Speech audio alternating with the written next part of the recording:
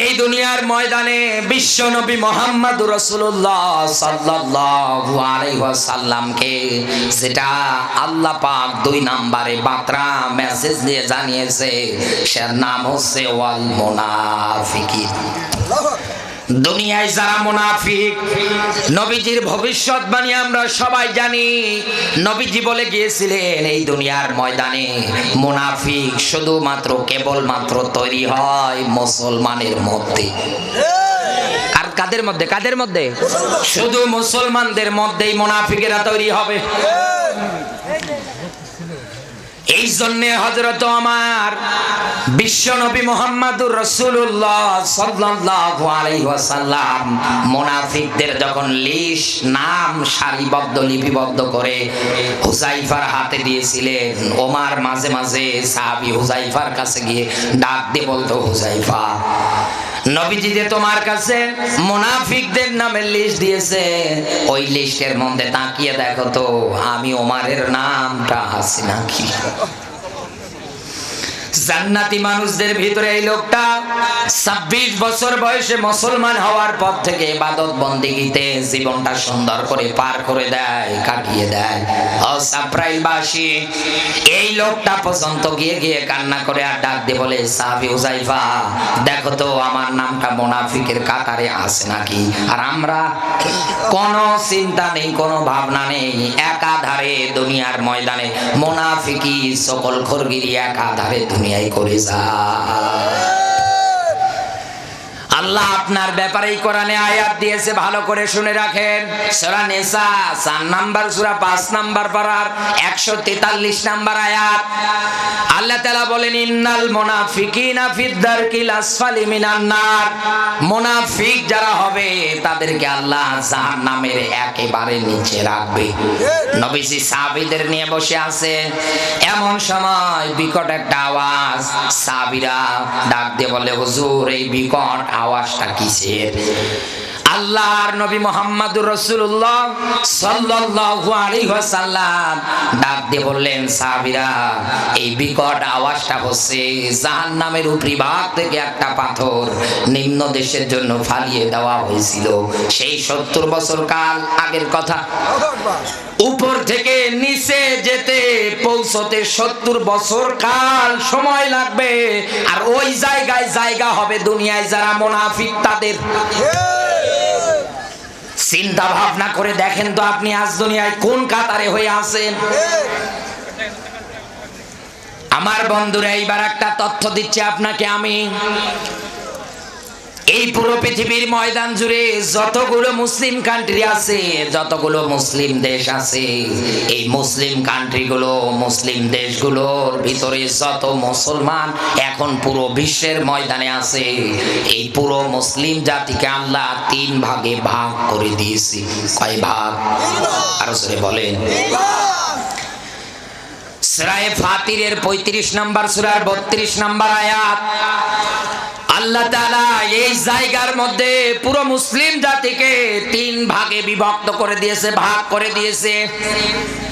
1 নম্বরে নিজে ব্যাখ্যা করে ডাক দিয়ে বলছে, দুনিয়ায় মুসলমানদের ভিতরে এমন একটা ভাগ আছে, কাতার আছে, যারা নিজেরাই নিজেদের উপরে জুলুমকারী। 2 নম্বরে ওরা মাঝামাঝি অবস্থানকারী। 3 নম্বরে দুনিয়ার ময়দানে মুসলমানদের ভিতরে আরেকটা ভাগ, আরেকটা কাতার সত্যের পক্ষে অটল থাকতে গিয়ে আস্তে আস্তে জীবন দেবে, তারপরেও কাফের মুনাফিকদের কাছে মাথা নত করবে না। আপনি এই কাতার বন্দী কি আজও হতে পারলেন? পারলেন না। আসসালামু আলাইকুম ওয়া রাহমাতুল্লাহি ওয়া বারাকাতুহু। নাহমাদুহু ওয়া নাস্তাঈনুহু ওয়া নাস্তাগফিরুহু ওয়া নু'মিনু বিহি ওয়া নাতাওয়াক্কালু আলাইহি ওয়া নাউযু বিল্লাহি মিন শুরুরি আনফুসিনা ওয়া মিন সাইয়্যাতি আমালিনা। من يهدي الله فلا مضل له ومن يضلل فلا هادي له ونشهد أن لا إله إلا الله وحده لا شريك له ونشهد أن سيدنا ومولانا محمدا عبده ورسوله الذي أرسله بالحق بشيرا ونذيرا وداعيا إلى الله بإذنه وسراجا وقمرا منيرا فقد قال الله تعالى في كلامه المجيد وبرهانه التوحيد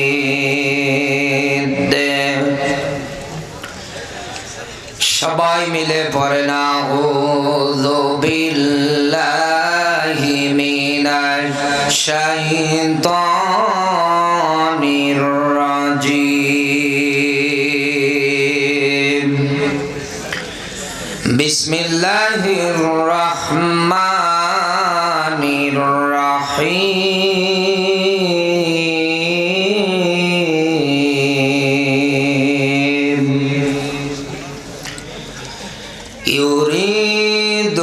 ইউরিদুনা লিয়ুতফিউ নূরাল্লাহি বিআফওয়াহিহিম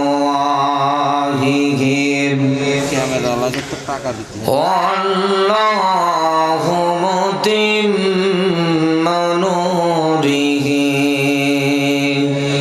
ওয়ালাউ কারিহাল কাফিরুন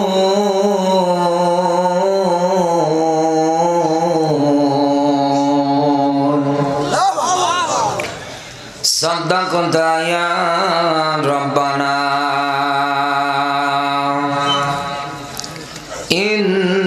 ইন্নাল্লাহা ওয়া মালাইকাতাহু ইউসাল্লুনা আলান নবী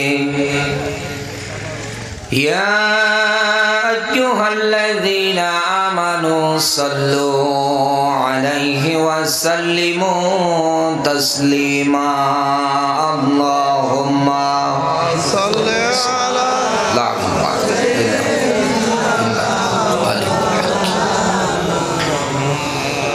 খেয়ে না খেয়ে দিন প্রচারের কাজে নিজেকে দিয়ে সব বিলিয়ে তায়েফের কাফেরেরা চিনল না এ আলো দুষ্টু ছেলেদের পিছু দিল লেলিয়ে পাথরের আঘাতে ক্ষত বিক্ষত হয়ে সারা শরীর থেকে রক্ত ঝরে হে রাসূল তোমাকে ভুলি আমি কেমন করে হেরার গুহায় তোমারি আসমান থেকে নামে আল কোরআন ভাঙলো সবার ভুল তোমারি পরে আসলো কোরআনের ছায়া তলে খালিদ ওমর আলী আবু বকর ইসলামী ঝান্ডা নিল যে তুলে আল আমিন তুমি ছিলে চিরদিন সকল মানুষের তরে হে রাসূল তোমাকে ভুলি আমি কেমন করে হাজারো ব্যথা বেদনার পরে ফিরে আসনি তুমি আপন ঘরে দিনের আলো তুমি সরিয়ে দিতে চলে গেলে মদিনায় মক্কা ছেড়ে হে রাসূল তোমাকে ভুলি আমি কেমন করে। আলহামদুলিল্লাহ, বাংলাদেশের ঐতিহ্যবাহী জেলা ঝিনাইদহ কালীগঞ্জ থানার অন্তর্গত নগর চাপরাইল যুব সমাজের উদ্যোগে তৃতীয় বার্ষিক ঐতিহাসিক তাফসিরুল কোরআন মাহফিল। আজকের এই তাফসিরুল কোরআন মাহফিলের সভাপতির দায়িত্বে যিনি আছেন, জাতির শ্রেষ্ঠ সন্তান, খোলা আসমানের নিচে জমিনের উপরে যাদের সম্মান মর্যাদা সবচাইতে আল্লাহ বেশি বাড়িয়ে দিয়েছেন, জনাব মোহাম্মদ আব্দুল খালেক হুজুর ইমাম সাহেব, নগর চাপরাইল জামে মসজিদ। হায়াতে তাইয়্যিবা সেহাতে করলে কামনা করছি আল্লাহ যেন দান করে, বলেন আমিন। আজকের মাহফিলের প্রধান অতিথি, আমাদের অভিভাবক, আমাদের মাথার তাজ, শ্রদ্ধাভাজন ব্যক্তিত্ব জনাব মোহাম্মদ আনোয়ারুল আজিম আনার এমপি মহোদয়, মাননীয় জাতীয় সংসদ সদস্য ঝিনাইদহ ৪, বিশেষ অতিথি জনাব রাজু আহমেদ রনি লস্কর।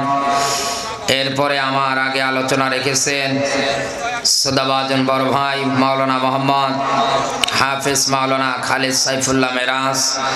এরপরে কথা বলেছেন মাওলানা মোহাম্মদ সাইফুল ইসলাম রাসেল। এরপরে কথা বলেছেন মাওলানা মোহাম্মদ আমিনুল ইসলাম সর্দার। যত আলেম এই জায়গায় কথা বলেছে, আল্লাহ সব আলেমদের কথাগুলো বাস্তব জীবনে মানবার, আমল করবার যেন তৌফিক দান করে, বলেন আমিন। দল মত নির্বিশেষে প্রাণ প্রিয় ঝিনাইদহবাসী আল্লাহর দরবারে নত শিরে শুকরিয়া আদায় করছি যে মহান মালিক হাজার হাজার মানুষের ভিতর থেকে বাছাই ছাঁটাই করে কোরআনে কারীম বলবার এবং শুনবার জন্য তৌফিক দান করেছেন। খুশি হয়ে বলছি আলহামদুলিল্লাহ। আপনারা এতগুলো মানুষ জবাবের দিক দিয়ে এত হালকা, আরো জোরে চিৎকার মেরে বলেন আলহামদুলিল্লাহ। কোরআনের আয়োজনে, কোরআনের অনুষ্ঠানে আমরা সবসময় রাজি খুশি, চেষ্টা করব আরো বেশি বেশি করে আয়োজন করা। কারণ নবীজি বলেন, কোরআন যে জায়গায় প্রচার করা হয়, কোরআনের অনুষ্ঠান যে জায়গায় করা হয়, দুনিয়ার কোনো সাধারণ জায়গা না, ওটা আল্লাহর ভাষায়, নবীজির ভাষায় জান্নাতের বাগান। সুবহানাল্লাহ বলতে পারেন। যতক্ষণ আপনি এই জায়গায় সময় দেবেন, যতক্ষণ বসে কোরআন শ্রবণ করবে, ওয়ানাজালাত আলাইহিমুস সাকিনা, রহমত বরকত দিয়ে আল্লাহ এই জায়গাটা আবৃত করে রাখে। কত বরকতময় একটা জায়গা। হাজার হাজার মানুষের ভিতর থেকে আমরা মহাসমুদ্র যাকে বলা হয় কোরআনে কারীম, এই মহাসমুদ্র থেকে আজকে স্পষ্ট কথাগুলো শুনে বাড়ি যাব আর চিন্তা ভাবনা করবো, ওয়ালা আল্লাহুম ইয়াতাফাক্কারুন, আমার ব্যক্তি চলে কেমন করে, সমাজ চলে কেমন করে, অর্থনীতি হয় কেমন করে, এক কথায় আমার জন্ম থেকে শুরু করে মরার আগ পর্যন্ত আমি কিভাবে চলবো, কিভাবে চালাবো, সুন্দর করে ধারাবাহিকতায় আল্লাহ এই কোরআনে কারীম নাযিল করে দিয়েছে। আমরা আল্লাহর এই স্পষ্ট কথা জানার পরে অনেক মানুষ মানতে পারে না। আল্লাহর এই স্পষ্ট কথা শোনে, শোনার পরেও রাগ করে, আছে না নেই? আরো জোরে বলেন, আছে না নেই? স্পষ্ট কথা আল্লাহ কোরআন নাজিল করে দিয়েছে স্পষ্ট ভাবে, আপনার হেদায়েতের জন্য গাইডলাইন আকারে কাজ করবে এই করা। আপনিও মারা যাবেন, আমিও মারা যাব, বুকে হাত দিয়ে বলেন দুনিয়ায় আসার আগেই আল্লাহর আয়াত আপনি জন্য আল্লাহ পাক কোরআনে কারীমের মধ্যে সুন্দর করে রেডি করে রেখে দিয়েছে, আল্লাযী খলাকাল মাউতা ওয়াল হায়াতা। এর চাইতে স্পষ্ট কথা দুনিয়ায় আর কি হতে পারে? আপনি দুনিয়ায় আসার আগেই আল্লাহর এই আয়াত, হায়াত বানানোর আগে মরণ বানিয়েছে কে? আরো জোরে বলেন। এখান থেকে এটাই প্রতীয়মান হয়, প্রমাণ হয়, আপনি দুনিয়ার ময়দানে আসার আগেই আল্লাহ মরণ বানিয়েছে, তার মানে আপনাকে মরা লাগবে। সুম্মা ইলাইনা তুরজাউন, তার সামনে একদিন না একদিন আপনাকে দাঁড় হওয়াই লাগবে। আল্লাহর সামনে যেহেতু দাঁড় হব, আল্লাহর কোরআনের আয়াত থেকেও জানলাম দুনিয়ায় চিন্তা ভাবনা করব, কদ্দামাত লিগত আত্তাকুল্লাহ ইন্নাল্লাহা খাবীরুম বিমা তা'মালুন। আগামী কালকের জন্য কি পুঁজি জোগাড় করি, কি রুজি হচ্ছে, আমি কি পাঠাতে পারছি আগামী কালকের জন্য, আজকে কোরআন থেকে আমরা জানবো। সেই কোরআনের স্পষ্ট আয়াত থেকে আমরা এবার কোরআনের ধারাবাহিকতায় প্রবেশ করছি। আল্লাহ পাক বলেন, ইন্নাল্লাহা ইউহিব্বুল্লাযীনা ইউকাতিলুনা ফি সাবিলিহি। বলেন আল্লাহু আকবার। সূরা সাফ 61 নাম্বার সূরা 28 নাম্বার পারা প্রথম নাম্বার রুকু, এটা পাবেন আপনি 4 নাম্বার আয়াতে আল্লাহ সুন্দর করে তথ্যটা নোট করে দিয়েছে। আমি কিন্তু শুরুতে আপনাকে বলেছি এই দুনিয়ার ময়দানে কোরআন আল্লাহ নাজিল করে দিয়েছে স্পষ্ট করে। ওই স্পষ্ট কথা এবার আমি আপনাকে ডাক দিয়ে বলছি। আল্লাহ তাআলা ডাক দিচ্ছেন, এই দুনিয়ার ময়দানে আমার নৈকট্য ভালোবাসা দুনিয়ায় তোমরা যদি পেতে চাও, এই দুনিয়ায় আমাদের রাজনৈতিক দল আলাদা হতে পারে, এই দুনিয়ায় আমরা ব্যক্তি হিসাবে সম্মানের দিক দিয়ে আলাদা আলাদা হতে পারি, কিন্তু আমাদের সবার একটাই চাওয়া, আমাদের মালিক যেন আমাদের উপরে রাজি খুশি থাকে। এমন কোনো কাজ করব না যাতে করে আমাদের মালিক আমাদের উপরে নারাজ হয়ে না যায়। এই দুনিয়ার ময়দানে ওই রকম একটা আয়াত আপনাকে আল্লাহ মানার জন্য ডাক দিচ্ছেন। বান্দা, তুই আমার ভালোবাসা পেতে চাস, আমার নৈকট্য যদি পেতে চাস, তাহলে আমি তোকে কর্মসূচি দিচ্ছি। এই দুনিয়ার ময়দানে ইউকাতিলুনা ফি সাবিলিহি, লড়াই সংগ্রাম হবে কার পথে? আরো জোরে বলেন। লড়াই করা লাগবে কার পথে? সংগ্রাম হবে কার পথে? এই যে ইউকাতিলুনা ফি সাবিলিহি, এই ব্যাখ্যা দেওয়ার পরে আল্লাহ পাক এইবার আপনাকে তথ্য দিচ্ছেন, এ বান্দা, দুনিয়ায় লড়াই সংগ্রাম যদি করতে চাও কেমন করে করবা। এইবার একটা আয়াত বলছি, ভালো করে বোঝেন। জন্মের পর থেকে আয়াতগুলো পড়ে পড়ে আমাদের মাঝে ব্যাখ্যা করে দেওয়া হয়। ওয়াকালা ইন্নানি মিনাল মুসলিমিন, আমাদের একটাই পরিচয়, আমরা মুসলমান। তার মানে মুসলমান যারা, এরা একে অপরের ভাই ভাই। একে অপরের কি? ভাই ভাই। এই দুনিয়ার ময়দানে ভাই যদি বিপদে পড়ে, আরেকটা আপন ভাই যদি তার থাকে, তাকে বিপদ থেকে বাঁচানোর জন্য সর্বাত্মক চেষ্টা চালায়। কিন্তু আমাদের এই 56,000 বর্গ মাইলের এই দেশের প্রেক্ষাপট অনুযায়ী যেটা দেখা যায়, এই দেশে আপন ভাই আজ আপন ভাইয়ের জানের দুশমন হয়ে দাঁড়িয়েছে। ভাই ভাইয়ের মাঝে কোনো সম্পর্ক মিল মহব্বত আছে? বিপদে পড়লে কোথায় বাঁচাবে তা না, আরো বয়ান দিয়ে বলে ও মরে মরুক। এই যে মরে মরুক, আরো যারা বিপদে ঠেলে দেয়, খাতা কলম বের করে আমার কথাগুলো সুন্দর করে আপনি কোট করে নেন, নোট করে নিয়ে বাড়ি যে সুন্দর করে আমার কথাগুলো মেলাবেন। দুনিয়ায় যারা ভাই ভাইকে বিপদে পড়ার পরে উদ্ধার করে না, আরো যারা বিপদের দিকে ধাবিত করে দেয়, আল্লাহ পাক বলেন, ইন্নাল্লাযীনা ফাতানুল মুমিনিনা ওয়াল মুমিনাত। বলেন আল্লাহু আকবার। সূরা বুরুজ 85 নাম্বার সূরা 30 নাম্বার পারার প্রথম নাম্বার রুকুর 10 নাম্বার আয়াত। এই জায়গার মধ্যে আপনাকে একটু খেয়াল করার জন্য বলছি।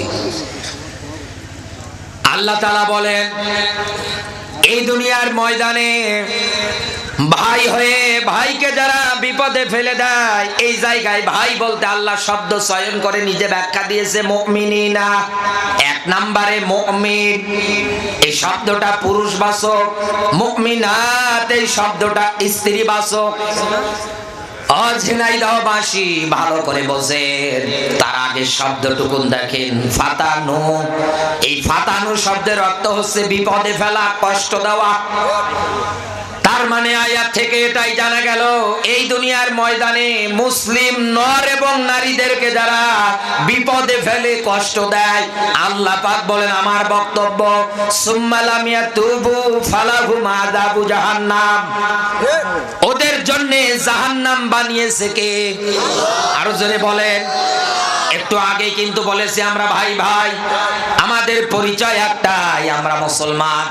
মুসলিম যারা হয় তারা আল্লাহর বিধানের কাছে, আল্লাহর নিয়ম নীতির কাছে আত্মসমর্পণ করে স্যালেন্ডার করে। আজ আপনি এমন ভাই, আজ আপনি এমন মুসলমান, সব কিছু মানতে পারে, আল্লাহর বিধান আর ইসলাম কোরআনের কাছে আজও আপনি মাথা নত করতে পারলেন না। কি জবাব দেবেন বলেন তো? মরণের পরে আপনাকেও দাঁড় হওয়া লাগবে, আমাকেও দাঁড় হওয়া লাগবে মালিকের সামনে। মালিক যদি দাঁড় করিয়ে জিজ্ঞাসা করে, বল তোর জীবনকাল কেমনে কাটিয়েছিস, এখন এই জীবনকাল কাটাতে গিয়ে আপনি ভাই ভাইয়ের পরিচয় দিয়ে ভাইকে যদি বিপদে ফেলে, আল্লাহর স্পষ্ট আয়াত, আপনার জন্য আল্লাহ জাহান্নাম বানিয়েছে। এই আয়াতেও যদি কারো বিশ্বাস না হয় যে আমি এতটুকুন কথাও মানি না, আমি মানতে পারি না, কারণ অধিকাংশ মুসলমান আল্লাহর কোরআনের আয়াত আজ মানে না। এবার আমি আপনাকে আরেকটা দলিল বলছি। সূরা তাহার ৭৩, ৭৪ দুইটা আয়াত দেখবেন। আল্লাহ তাআলা বলেন, এই দুনিয়ার ময়দানে যারা এরকম করে পাপী হয়, মুজরিম হয়ে যায়, আনন্দের চিত্রে যারা পাপ করতে করতে, অন্যায় করতে করতে যারা মারা যায়, এরা যখন আমার সামনে দাঁড় হয়ে যায় কিয়ামতের ময়দানে, আল্লাহ ডাক দিয়ে বলবে, ফাইন্না লাহু জাহান্নাম, এদের জন্য জাহান্নাম বানিয়েছে কে? লা ইয়ামুতু ফিহা ওয়ালা ইয়াহইয়া, এমন জাহান্নাম যেই জাহান্নামে গেলে পরে মরবেও না বাঁচবেও না, মরা আর বাঁচার মধ্যবর্তী স্থানে আমার আল্লাহ আপনাকে রেখে দেবে। এই যে দুইটা ব্যাখ্যা শোনার পরে এখন আপনি মিলিয়ে দেখেন তো, আজ কত মানুষের উপরে আয়াত দুটো 100 কার্যকর হয়ে বসে আছে, কারণ ও এখনো মারাই যায়নি, কিন্তু ও যে কায়দায় জীবন জিন্দেগি চালাচ্ছে, ও শুধু ধান্দায় থাকে, সকালে এই নিয়তেই চোখ হলে কেমন করে আরেকজনকে বিপদে ফেলা যায়। এই কথা বলে, ও এই নিয়তে সকালে ঘুম থেকে উঠে। এই দুনিয়ার ময়দানে আল্লাহ তাআলা ডাক দিচ্ছেন, এ বান্দা, ভাই ভাই পরিচয় আমি তোরে এমনি দিলাম না, কারণ আমার রাস্তায় চলতে গেলে, লড়াই করতে গেলে, সংগ্রাম করতে গেলে অবশ্যই অবশ্যই এই দুনিয়ার ময়দানে তোমাদেরকে এইভাবে লড়াই সংগ্রাম করা লাগবে। সফান, এই শব্দটুকুন খেয়াল করেন, যেহেতু কোরআনের এই সূরাটা সূরায়ে সফ, সফ মানে দলবদ্ধ, সফ মানে সারিবদ্ধ, সফ মানে কাতারবদ্ধ। এই সফান, এই শব্দটুকুন থেকে এই সূরাটার নামকরণ করা হলো সূরায়ে সফ। আল্লাহ তাআলা বলেন, সারিবদ্ধ হও, কাতারবদ্ধ হও, দলবদ্ধ হয়ে যাও, একে অপরের মধ্যে হাত রাখো, হিংসা বিদ্বেষ যা আছে সব ভুলে যাও, একটা পরিচয় বহন করো, তোমার ভাই। এই ভাই ভাই পরিচয় বহন করার পরে এই জমিনের ময়দানে যখনই তুমি চলতে পারবে, লড়াই করতে পারবে, সংগ্রাম করতে পারবে, আল্লাহ পাক বলেন, কান্নাহুম বুনিয়ানুম মারসুস, আমি আল্লাহ তাদেরকেই ভালোবাসি। এই দুনিয়ার ময়দানে আজ আপনি মিলিয়ে দেখেন তো বন্ধু, আল্লাহর ভালোবাসা পাওয়ার জন্য, আল্লাহকে পাওয়ার জন্য এই দেশের হাজারো মানুষ ভণ্ডদের পায়ে তেল মালিশ করে। জিজ্ঞাসা করবেন, এই জায়গায় কেন পড়ে আছেন, এই জায়গায় আপনি কি চান, একাধারে বলে দেবে, আমার মালিক যেন আমারে ভালোবাসা। অথচ ভালোবাসা যদি পেতে চান, এই জমিনে আপনাকে আল্লাহর রাস্তায়, আল্লাহর রাহে আপনার জীবন জিন্দেগি সব বিলানো লাগবে। এই দেশে বিলিয়ে দেয় তখন, দিতে চায় তখন, রাজি হয় তখন যখন কুরবানি আসে। কি সুন্দর ইমাম সাহেবের হাতে ছুরি দিয়ে ডাকতে বলে, হুজুর এবার গরুটা সুন্দর করে জবাই করে দেন। হুজুর দোয়া পড়ে, কুলিন্নাস সালাতি ওয়া নুসুকি ওয়া মাহিয়ায়া ওয়া মামাতি লিল্লাহি রাব্বিল আলামিন, সূরা আনামের 163 নম্বর আয়াত। এই দোয়া পড়ে না, এই আয়াত পড়ে না? আপনি কি বলেন? আল্লাহ, আমার নামাজ, আমার রোজা, আমার ইবাদত বন্দেগী যা আছে সব আমি তোমার রাস্তায় বিলালাম, অথচ আজও আপনি আল্লাহর রাহে আপনার জীবন জিন্দেগি ব্যয় করতে পারেন না। আপনার জীবন জিন্দেগি ব্যয় হয় শয়তানের পক্ষে। আপনার কোরবানি ওই জায়গায় হচ্ছে হচ্ছে আন্দাজে শুধু পশুটাকে মেরে ফেলছে, কারণ আপনার জীবন জিন্দেগি পুরাটাই আল্লাহর রাহে আপনাকে বিলানো লাগবে। আল্লাহ এইটাই মেসেজ, এইটাই তথ্যবার্তা এই জায়গায় লুকিয়েছে। আমার বন্ধুরা, আমার কথাগুলো শোনার পরে কেউ রাগ করবেন না। আমি আপনাকে কটাক্ষ করে কোনো কথা কোনো দিক দিয়ে বলবো না। একটু বিদায় নিচ্ছি, চলে যাবে? আচ্ছা ঠিক আছে, আল্লাহ আপনাদের নেক হায়াত দান করুক। বলেন আমি, আরো জোরে বলেন আমি। আমার বন্ধুরা এদিকে মনোযোগ দেন। আমি আপনাকে যে ব্যাখ্যা বিশ্লেষণটা বোঝানোর জন্য এত দূর পর্যন্ত টান দিয়ে নিয়ে আসলাম, এই দুনিয়ার ময়দানে যেহেতু আমরা জানলাম যে মালিকের ভালোবাসা নৈকট্য যদি পেতে চাই, অবশ্যই অবশ্যই তার পথে লড়াই আর সংগ্রাম করা লাগবে। এখন আমাদের মনে প্রশ্ন জাগবে, এই দুনিয়ার ময়দানে আমরা লড়াই আর সংগ্রাম করব কাদের বিরুদ্ধে? কাদের বিরুদ্ধে লড়াই আর সংগ্রাম হবে জানার দরকার নেই? আরো জোরে বলেন, জানার দরকার নেই? যেহেতু কোরআনের একটা আয়াত এইরকম তথ্য, তাহলে আল্লাহ আরেকটা আয়াত দিয়ে অবশ্যই অবশ্যই লড়াই আর সংগ্রাম কাদের বিরুদ্ধে হবে এই তথ্য নোট করে দিয়েছে।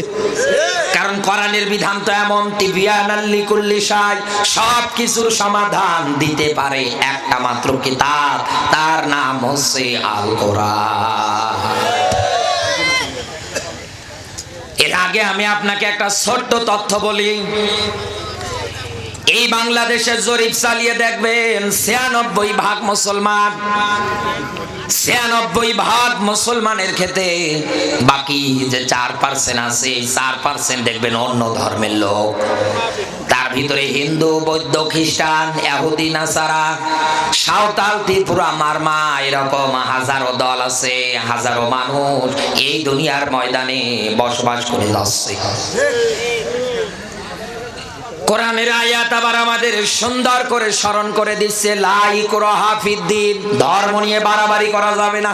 এক কথা বলে না, ওদের ধর্ম ওরা পালন করুক, কোনো অসুবিধা নেই, কোনো দিন ওদের বাধা দেওয়া যাবে না, এমনকি ওরা কষ্ট পাবে এই রকম কোনো বক্তব্য দেওয়া যাবে না। আলাইসাল্লাহু বিহাকামিল হাকিমিন, কিয়ামতের ময়দানে যিনি হিসাবে থাকবে তিনি হচ্ছেন আমার আল্লাহ। আয়াত পড়ার পরে আমাদের ব্রেন বুদ্ধি এতটুকুন জাগ্রত হলো, 96% মুসলমান এই দেশে, বাকি 4% অন্য ধর্মের লোক। আল্লাহ আয়াত দিয়েছি, উকাতিলুনা ফি সাবিলিল্লাহ, লড়াই আর সংগ্রাম হবে আল্লাহর পথে। তার মানে আল্লাহর আয়াত দিয়ে নিষিদ্ধ করে দিল হিন্দু, বৌদ্ধ, খ্রিস্টান যারা আছে ওদের সঙ্গে আমাদের কোনো দ্বন্দ্ব নেই, বিভেদ নেই। ওরা যা পারে ওদের ধর্মে ওরা নিয়ম নীতি মেনে আনন্দ করুক, যিনি বিচার করবে তিনি হচ্ছেন আমার আল্লাহ। কিয়ামতের ময়দানে তিনি বিচার করবে। তিনি কেমন বিচারক দেখেন, আল্লাহ পাক বলেন, ইয়াউমা লা তামলিকু নাফসুল লিনাফসিন শাইআ ওয়াল আমরু ইয়াউমা ইযিল লিল্লাহ। আল্লাহ তো এমন বিচারক, কিয়ামতে কোনো ঘুষ চলবে না, কোনো সিটারি বাটপারি কিচ্ছু চলবে না। আল্লাহ যাকে কথা বলার সুপারিশ করার অনুমতি দেবে সেই শুধু কথা বলতে পারবে, আর কেউ কথা বলতে পারবে না। আমাদের দেশে কি আজ এরকম বিচার আছে? 10 টাকা 20 টাকা দেবেন, রায় উল্টিয়ে দেবে। আমার বন্ধুরা এদিকে তাকান, খুব মনোযোগ দিয়ে এই তথ্যটা শুনে যান, নতুবা আপনি আমার উপরে রাগ করবেন। হ্যাঁ, কি বলে গেল বুঝলাম না। তাহলে আমাদের এবার মেইন পয়েন্ট, মেইন শব্দ যেটা আমাদেরকে ইঙ্গিত ইশারা করছে, লড়াই সংগ্রাম বলতে আল্লাহ যেটা বুঝিয়েছেন, তাহলে বুঝলাম আমরা কাদের বিরুদ্ধে করব। এইবার আসেন আমরা কোরআন থেকে তথ্য নেই। 1500 বছর আগে বিশ্ব নবী মুহাম্মদ রাসূলুল্লাহ সাল্লাল্লাহু আলাইহি ওয়াসাল্লামের উপরে আল্লাহর কোরআনের আয়াত সুন্দর করে আল্লাহ নাযিল করে ডাক দিচ্ছেন, ইয়া আইয়ুহান নবী, বলেন না আল্লাহু আকবার। হে নবী আপনাকে বলছি। এখন এই জায়গায় ছোট্ট একটা প্রশ্ন, এখানে যারা আলেম আছে জিজ্ঞাসা করে দেখেন, হাজার হাজার বছর আগে নবীজিকে যদি আল্লাহ এইভাবে ডাক দেয়, ইয়া আইয়ুহান নাবিয়্যু, হে নবী আপনাকে বলছি, তো ওই সময়ে নবীজির উপরে এই ডাকটা মানা কিন্তু ফরজ ছিল। এক কথা বলে রাখেন, কারণ কোরআনের প্রত্যেকটা বিধান মেনে নেওয়া ফরজ। কোন মানুষ যদি অস্বীকার করে অন্য কাতারে চলে যায়, বিশ্ব নবী সহকারে ওই সময়ের নবীর উপরে যারা ঈমান এনেছিল, যারা দ্বীনের দাওয়াত গ্রহণ করে নিয়েছিল, যারাই কালেমার ছায়াতলে এসেছিল, তাদের সবার জন্য এই ডাকটা মেনে নেওয়া কিন্তু ফরজ ছিল।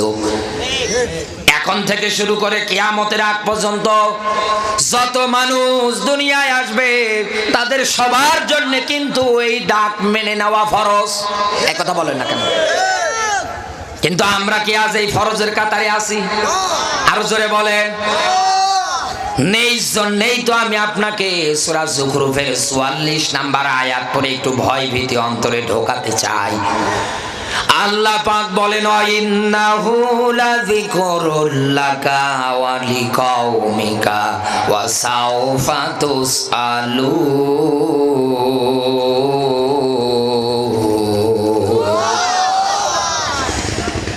নবীজিকে পর্যন্ত কিয়ামতের ময়দানে আল্লাহ জিজ্ঞাসা করবে, হে নবী, দুনিয়ায় আপনি কোরআন মেনেছিলেন কিনা?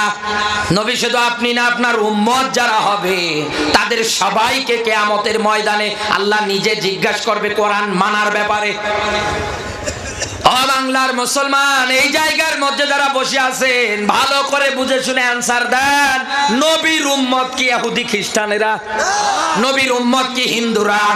নবীর উম্মত কি বৌদ্ধরা?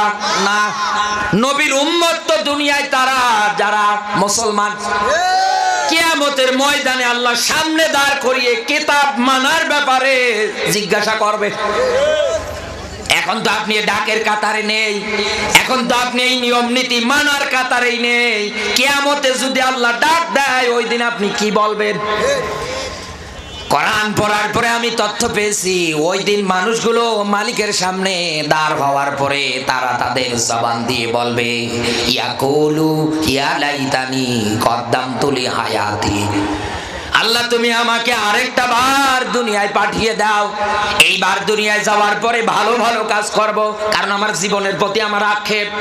ফাআসাদদাক ওয়া আকুম মিনাস সলিহিন। দুনিয়ায় যাওয়ার পরে সত্যবাদী যারা আছে তাদের সাথী হয়ে যাব এবং নেক কাজ করব। আল্লাহ মনে হয় আপনার এই বক্তব্য শোনার পরে আসতে দেবে?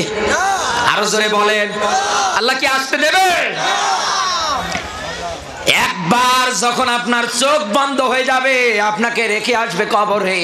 হয়তো 1 মাস 2 মাস আপনার কবরের পাশে আপনার বউ, আপনার সন্তান, আপনার ভালোবাসার টানের মধ্যে চলে যাবে।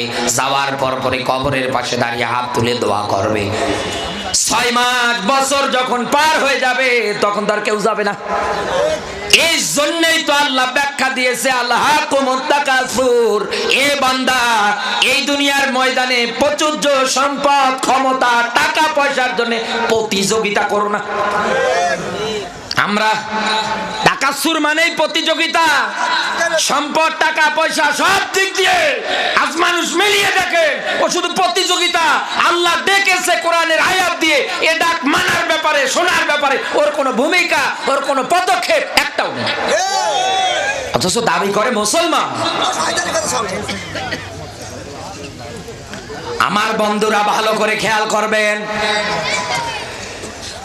এই দুনিয়ার ময়দানে এই জন্যই আল্লাহ আপনাকে ডাক দিচ্ছে, ইয়া আইয়ুহাল ইনসান মা গররাকা বিরব্বিকাল কারীম। হে মানুষ সকল, কিসের ধোঁকায় তোমরা পড়ে গেলে? দেখেন তো, আমার কথাটাই দেশে আজ মেলে না। কেউ ক্ষমতার পিছনে, কেউ টাকা পয়সার পিছনে, কেউ দলীয় ক্ষেত্রে নিজের জীবনটাই পার করে দেয়, অথচ কোরআন পড়তে পারে না। কোরআন পড়ে আবার তাও বলে বিসমিল্লাহির রহিম। আমার বন্ধুরা, অনেক রাত হয়ে গিয়েছে, আমি আপনাকে 1 ঘন্টার মধ্যেই ছেড়ে দিচ্ছি। একটু মনোযোগ দেন আমার দিকে। নবীজিকে আল্লাহ ডাক দেওয়ার পরে এইবার নবীজিকে কর্মসূচি দিচ্ছে, হে নবী আপনাকে বলছি জাহিদিল কুফার, দুনিয়ায় লড়াই করেন, সংগ্রাম করেন, কঠোর হন তাদের বিরুদ্ধে, দুনিয়ায় যারা কাফের। দুনিয়ায় যারা, আরো জোরে বলেন। এবার কাফের কারা? ওয়াল্লাযীনা কাফারু ওয়া কাযযাবু বিআয়াতিনা, ওয়াল্লাযী অতঃপর যারা কাযযাবু অস্বীকার করে, মিথ্যা প্রতিপন্ন করার চেষ্টা করে। কি মিথ্যা প্রতিপন্ন করবে? বিআয়াতিনা, এখানে আয়াত বলতে চিহ্ন, নিদর্শন। আল্লাহ তাআলা বলেন এই দুনিয়ার ময়দানে আমার চিহ্ন নিদর্শনগুলো যারা অস্বীকার করে এরা কাফের। আর কারো দলিল লাগবে? বলেন না কেন, আর কারো দলিল লাগবে? নবীজিকে আল্লাহ এক নম্বরে এই কর্মসূচি দিয়েছে, হে নবী আপনি কাফেরদের বিরুদ্ধে লড়াই করেন, সংগ্রাম করেন। আমরা একটু আগে জানলাম এই দুনিয়ার ময়দানে হিন্দু, বৌদ্ধ, খ্রিস্টান যারা আছে ওরা ওদের ধর্ম পালন করে, নিয়ম নীতি সরে দেখা যায়। এই নগর চাপরাইলের যুব কমিটির আজকের এই মাহফিল আয়োজন সুন্দর করে করার পরে, প্যান্ডেল সুন্দর করে করার পরে কোন হিন্দু, বৌদ্ধ, খ্রিস্টান আসার পরে কি বলেছিল? ও নগর চাপরাইলের কমিটিতে যারা আছো এই মাহফিল বন্ধ করে দেবো, আমরা করতে দেব না। এরকম কথা কি বলে? ৬৪টা জেলার মধ্যে কি এইরকম কোন নজির আছে? নেই। হ্যাঁ, এই জায়গার মধ্যে একটা প্রশ্ন রয়ে যায়, তাহলে বলে কারা? কারা বন্ধ করে দেয়? কারা প্রচার করতে দেয় না? কারা আসতে দেয় না? এই দুনিয়ায় মিলিয়ে দেখেন, ওর বাপ মুসলমান, মা মুসলমান, ওর জন্ম হয়েছে মুসলমানের পরিবারে, এটাই বন্ধ করে। আমার বন্ধুরা এইবার একটা আয়াত বলছে আপনাকে সুন্দর করে বোঝানোর জন্যে। আল্লাহ পাক বলেন আকালাল্লাযীনা কাফারু লা তাসমাউ লিহাযাল কুরআনি ওয়ালগাউ ফিহি লাআল্লাকুম তাগলিবুন।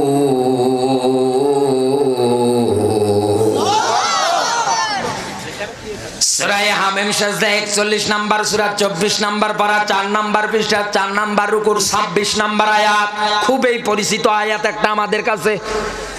আমি যখন রুমের মধ্যে ছিলাম খেয়ে যেন ওই আয়াতটা সুন্দর করে তেলাওয়াত করলো। আয়াতের সারমর্ম, মেসেজ, বক্তব্য এইরকম, হে নবী আপনি কোরআন যে জায়গায় গিয়ে প্রচার করেন না কেন, ওই মুহূর্তের মধ্যে আবু জাহেল কাফেরদের টপ লিস্টের নেতা হিসাবে ছিল। এক কথা বলে না কেন? তার মানে আয়াতের মেইন যে মাস্টার মাইন্ড তার নাম আবু জাহেল। আবু জাহেল এর জবাব দিয়ে বলতো মুহাম্মাদুর রাসূলুল্লাহ যে জায়গায় কোরআন প্রচার করে ওই জায়গায় হট্টগোল বাজিয়ে দাও, ওই জায়গায় মারামারি বাঁধিয়ে দাও, তোমরা ওর পাশে গিয়ে ঢোল তবলা বাজাও, মানুষের যেন কোরআন শোনা থেকে মনোযোগ হারিয়ে যায়। আবু জাহেল চেষ্টা চালাতো এইটাই। শেষের শব্দ দেখেন লাআল্লাকুম তাগলিবুন। এটা যদি তোমরা করতে পারো তাহলে এই জমিনের ময়দানে তোমাদের মদের বার এটা টিকে যাবে। এক কথা বলে না কেন? তোমরা এই দেশে সুদের ব্যবসা করো, সুদ টিকে যাবে।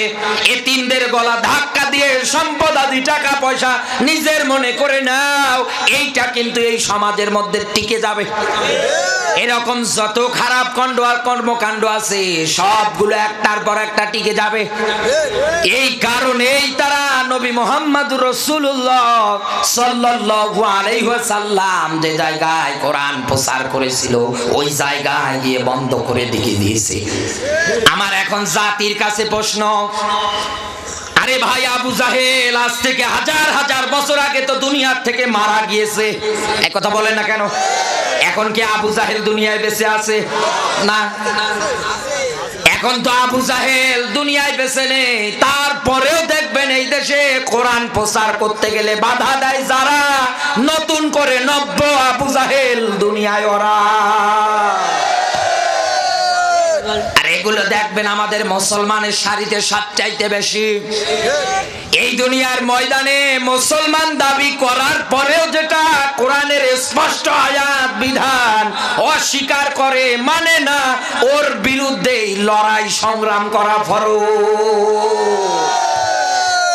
আপনি এতদিন কি ভ্রান্ত ধারণা নিয়ে আসলেন আমি জানি না। এতদিন আপনার কাছে কি মনে হয়েছিল আমি জানি না। ভাই আমি দেখেন, আমিও মুসলমান, আপনিও মুসলমান, আমার এই কথা উল্টা পাল্টা দিকে কেউ নেবেন না, কারণ আমি আপনাকে বাঁচাতে চাই। আপনি আমার একজন দিনী ভাই। কোরআনের আয়াত আমার জানা আছে, কুয়াং ফসাকুম ওয়া আহলিকুম নার, নিজে বাঁচো, অধীনস্থ এদেরও বাঁচাও। আপনি তো আমার একজন অধীনস্থ ভাই।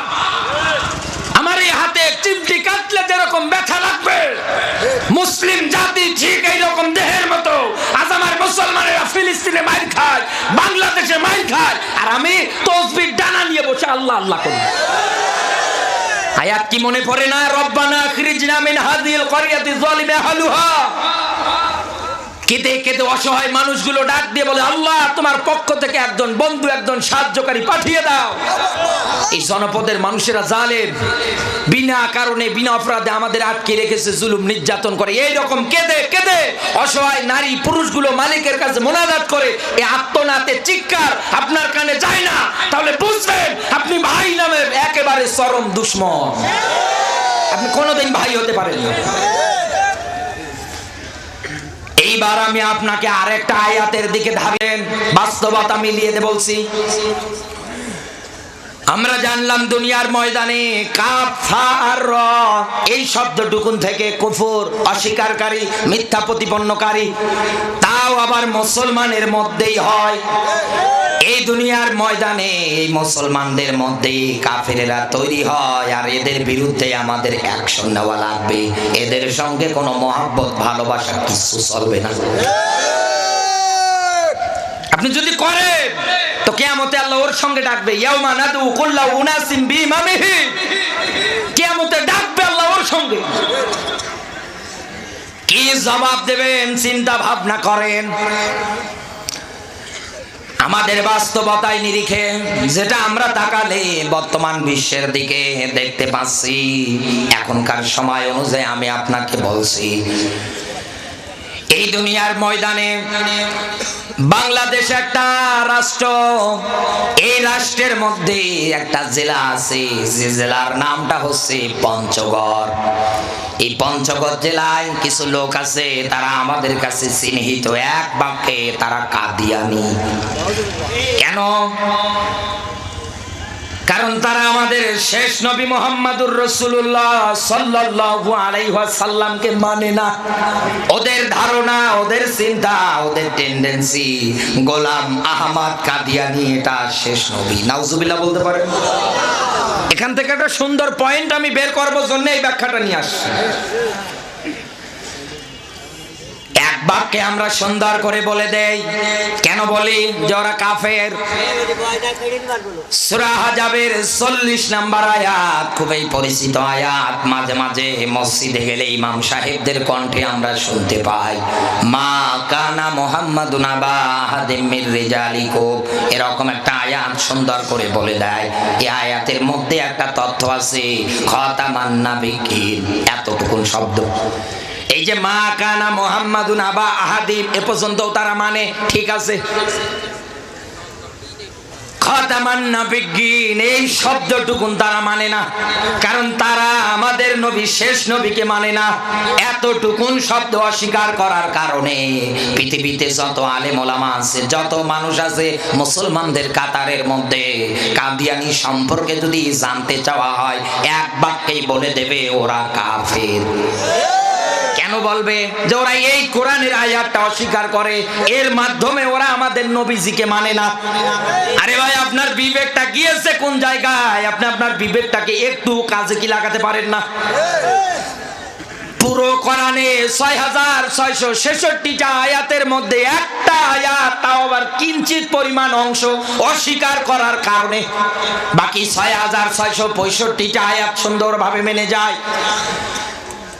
শুধু একটা আয়াতের কিঞ্চিত পরিমাণ অংশ অস্বীকার করার কারণে আপনি আপনার জবান দিয়ে যদি বলেন কাদিয়ানি কাফের, আর এই দেশে মুসলমান পরিচয় দিয়ে মুখে দাড়ি নিয়ে মাথায় টুপি দিয়ে 6666টা আয়াতের যারা একটাও মানে না, এ তো কাদিয়ানি চাইতেও বড় কাফের। এই জায়গার মধ্যে কোন লোককে যদি বলি ভাই চলেন আপনি আমার সঙ্গে পঞ্চগড় জেলায়, আপনাকে আমি নিয়ে যাব গাড়িতে করে, আমার গাড়ির ড্রাইভার, আপনাদের এলাকার সন্তান, 2.5 বছর 3 বছর একসঙ্গে আমরা থাকি, শিশির ভাই, মনে হচ্ছে আমরা আপন ভাইয়ের মতো হয়ে গিয়েছি। যেখানেই যাই না কেন, বাংলার যে প্রান্তে যাই না কেন, মানুষ দেখে আর বলে হুজুর আপনার কি আপন ভাই। এই যে মল্লিকপুরে বাসা, প্রায় 3 বছর আমার সঙ্গে একাধারে থাকে, খুবই ভালো মনের একটা ছেলে। দোয়া করি আল্লাহ পাক আমার এই প্রিয় ভাইটাকে তার রহমতের চাদরে আবৃত করে রাখুক, বলেন আমিন। তার মা বাবা হালবড়ার যারা আছে সবাইকে যেন কবুল করে, বলেন আমিন। আমার বন্ধুরা ভালো করে বোঝেন, এই শিশির ভাইকে নিয়ে আমি যদি আপনাকে সঙ্গে করে নিয়ে পঞ্চগড় জেলায় যাই, গাড়িতে বসে থেকে থেকে আপনার সঙ্গে আমার আলাপ, চাচা আপনার বাড়িতে না একটা যুবতী মেয়ে আছে, বলে হা, তা আপনারে গাড়িতে নিয়েছে এই জন্যই তো পঞ্চগড়ে যাব, কাদিয়ানীদের এলাকায় যাওয়ার পরে ওদের একটা ছেলের সঙ্গে আপনার মেয়েটার বিয়ে দেব।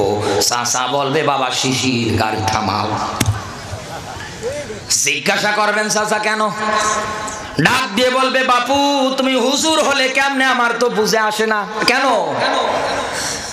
তোমার কি জানা নেই কোরআনের আয়াত ওরা মানে না, এমনকি ওরা আমাদের নবীজিকে পর্যন্ত শেষ নবীও মানে না, তো ওদের সঙ্গে আমার বন্ধুত্ব আত্মীয় হবে কেমন করে?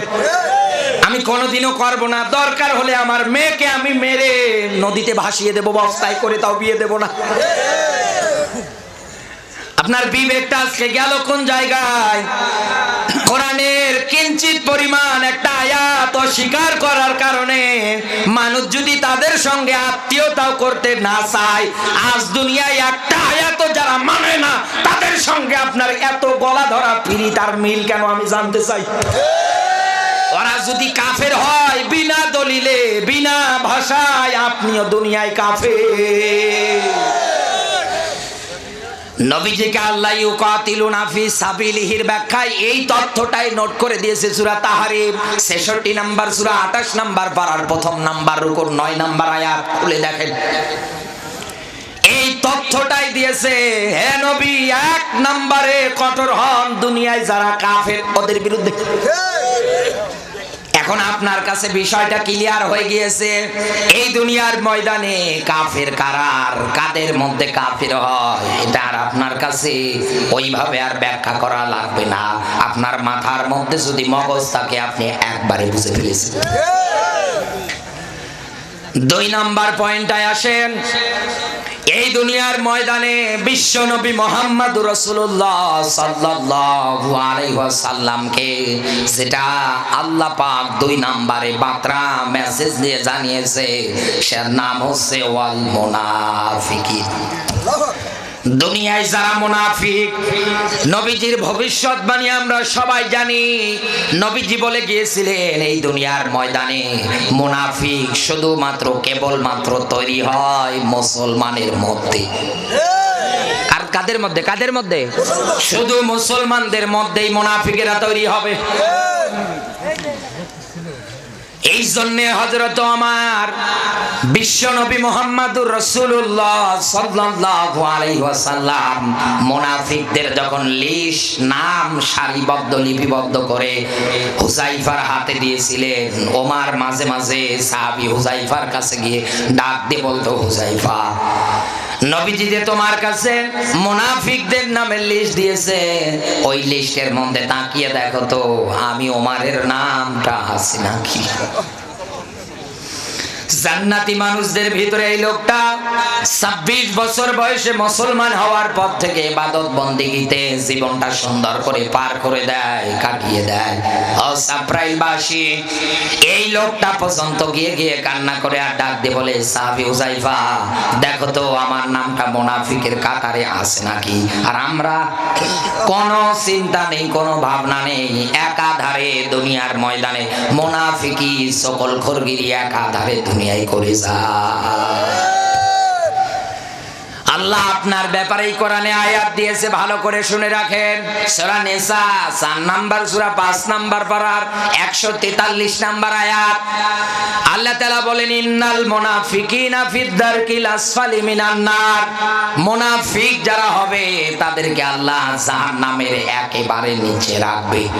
নবীজি সাহাবীদের নিয়ে বসে আছে, এমন সময় বিকট একটা আওয়াজ।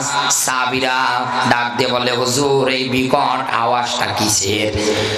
আল্লাহর নবী মুহাম্মদুর রাসূলুল্লাহ সাল্লাল্লাহু আলাইহি ওয়াসাল্লাম ডাক দিয়ে বললেন, সাহাবীরা এই বিকট আওয়াজটা হচ্ছে জাহান্নামের উপরিভাগ থেকে একটা পাথর নিম্ন দেশের জন্য ফালিয়ে দেওয়া হয়েছিল। সেই 70 বছর কাল আগের কথা। উপর থেকে নিচে যেতে পৌঁছতে 70 বছর কাল সময় লাগবে। আর ওই জায়গায় জায়গা হবে দুনিয়ায় যারা মুনাফিক তাদের। চিন্তা ভাবনা করে দেখেন তো আপনি আজ দুনিয়ায় কোন কাতারে হয়ে আছেন।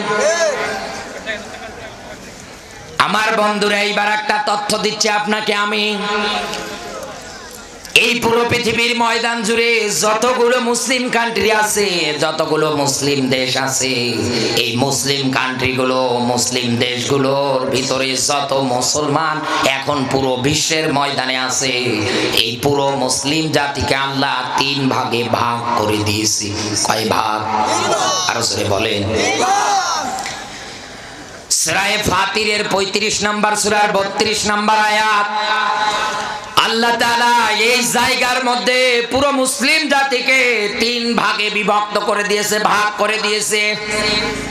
1 নম্বরে নিজে ব্যাখ্যা করে ডাক দিয়ে বলছে, দুনিয়ায় মুসলমানদের ভিতরে এমন একটা ভাগ আছে, কাতার আছে, যারা নিজেরাই নিজেদের উপরে জুলুমকারী। 2 নম্বরে ওরা মাঝামাঝি অবস্থানকারী। 3 নম্বরে দুনিয়ার ময়দানে মুসলমানদের ভিতরে আরেকটা ভাগ, আরেকটা কাতার সত্যের পক্ষে অটল থাকতে গিয়ে আস্তে আস্তে জীবন দেবে, তারপরেও কাফের মুনাফিকদের কাছে মাথা নত করবে না। আপনি এই কাতার বন্দী কি আজও হতে পারলেন? পারলেন না। আমার বন্ধুরা, ইমানদার যারা হবে এরকম সত্যের বিধানের উপরে মুসলমানদের ভিতরে কাতার বন্দী পাওয়া যায়, তারা দুনিয়ার ময়দানে আল্লাহর সত্য বিধানটাকে আঁকড়িয়ে ধরে, কোনদিন মাথা নত আল্লাহ বাদ দেওয়ার কারো কাছে করে না।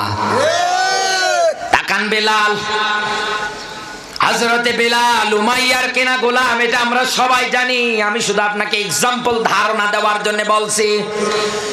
এত জুলুম, এত নির্যাতন উমাইয়া চালাচ্ছে, রশি বেঁধে বেঁধে টানছে, মাঝে মাঝে চামড়াগুলো উঠে উঠে যাচ্ছে।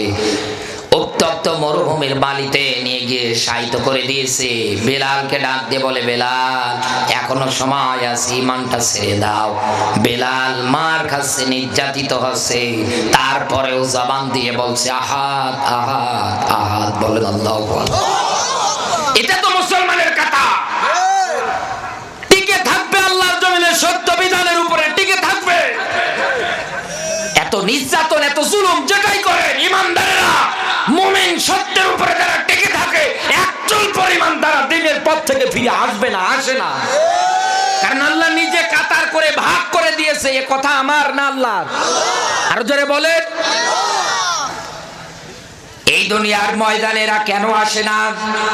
সত্যের উপরে, সত্য বিধানের উপরে তারা কেন টিকে থাকে?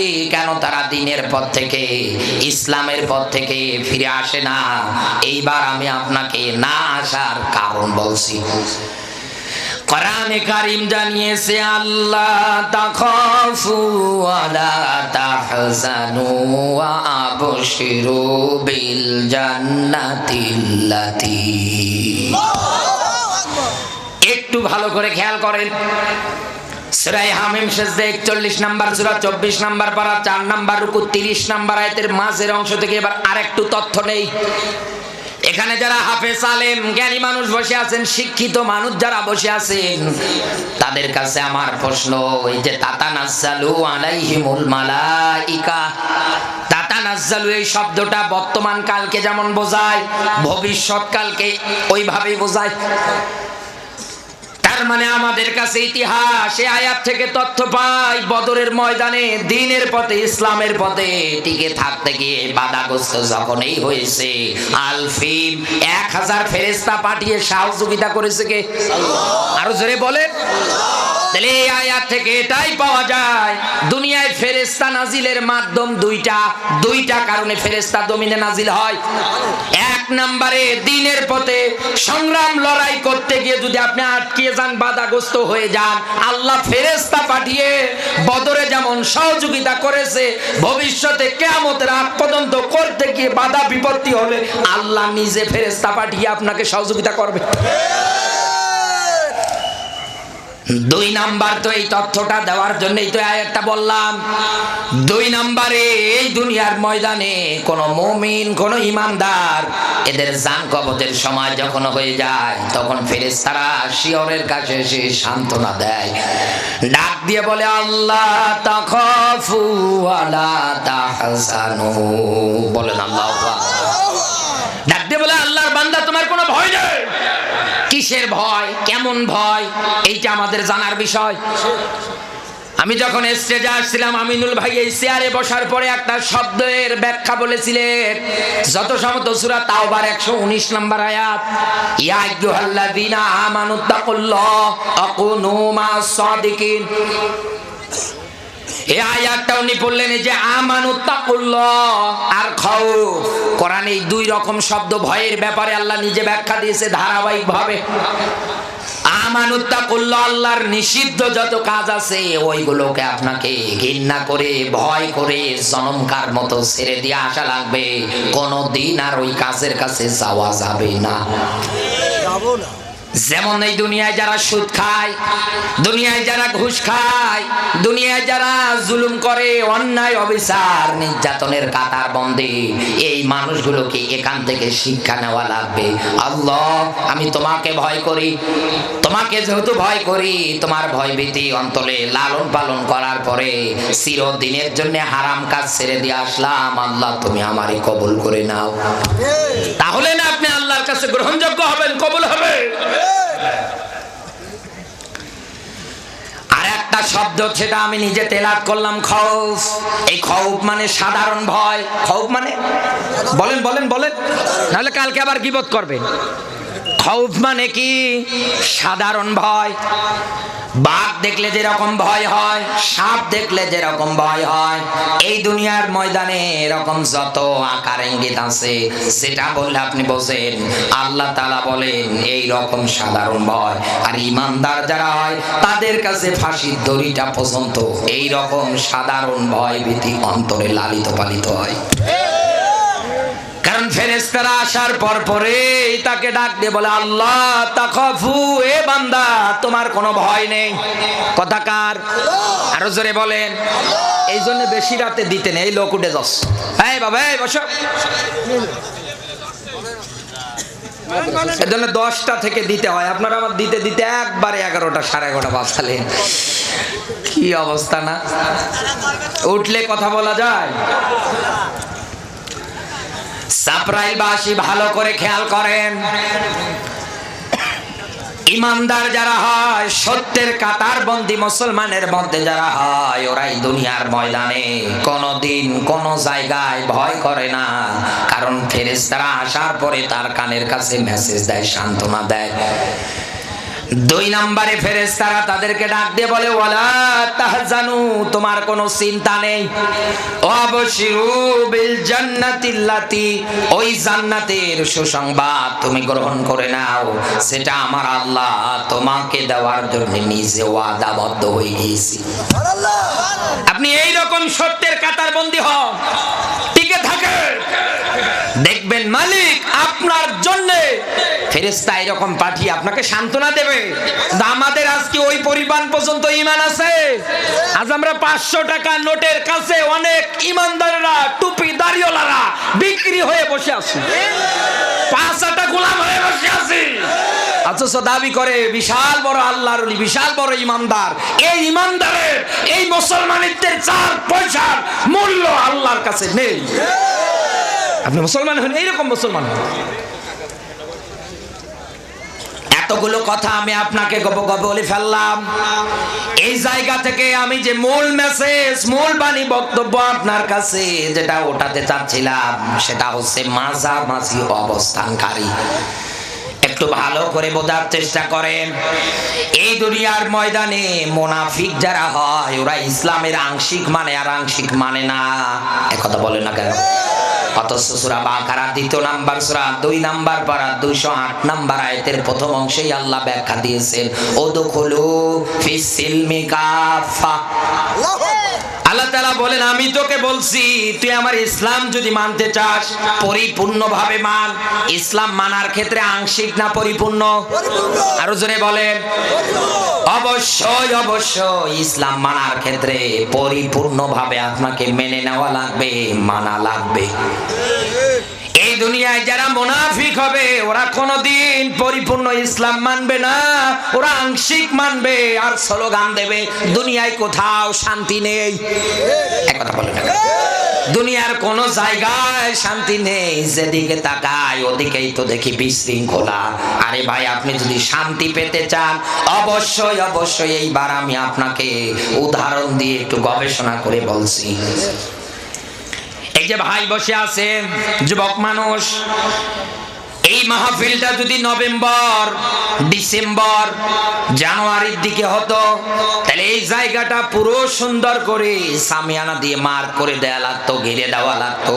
এই কারণ ওই সময়ে প্রচন্ড শীত হয়, বাতাস চলে আসতো এই জায়গায়। আমিও থাকতে পারতাম না, আপনারা কেউই পারতেন না। মনে করেন ওই সময়ের মাহফিল এইটাই। আমি আলোচনা 12টা পর্যন্ত করার পরে মোনাজাত করে দিলাম, সবাই যার যার মতো বাড়িতে হাঁটা দিলেন। আমার পরের দিনের মাহফিল যেখানে, আমি ওই দিকে যাওয়ার প্রস্তুতি নিচ্ছি। ভাইও বাড়ি যাচ্ছে হেঁটে হেঁটে।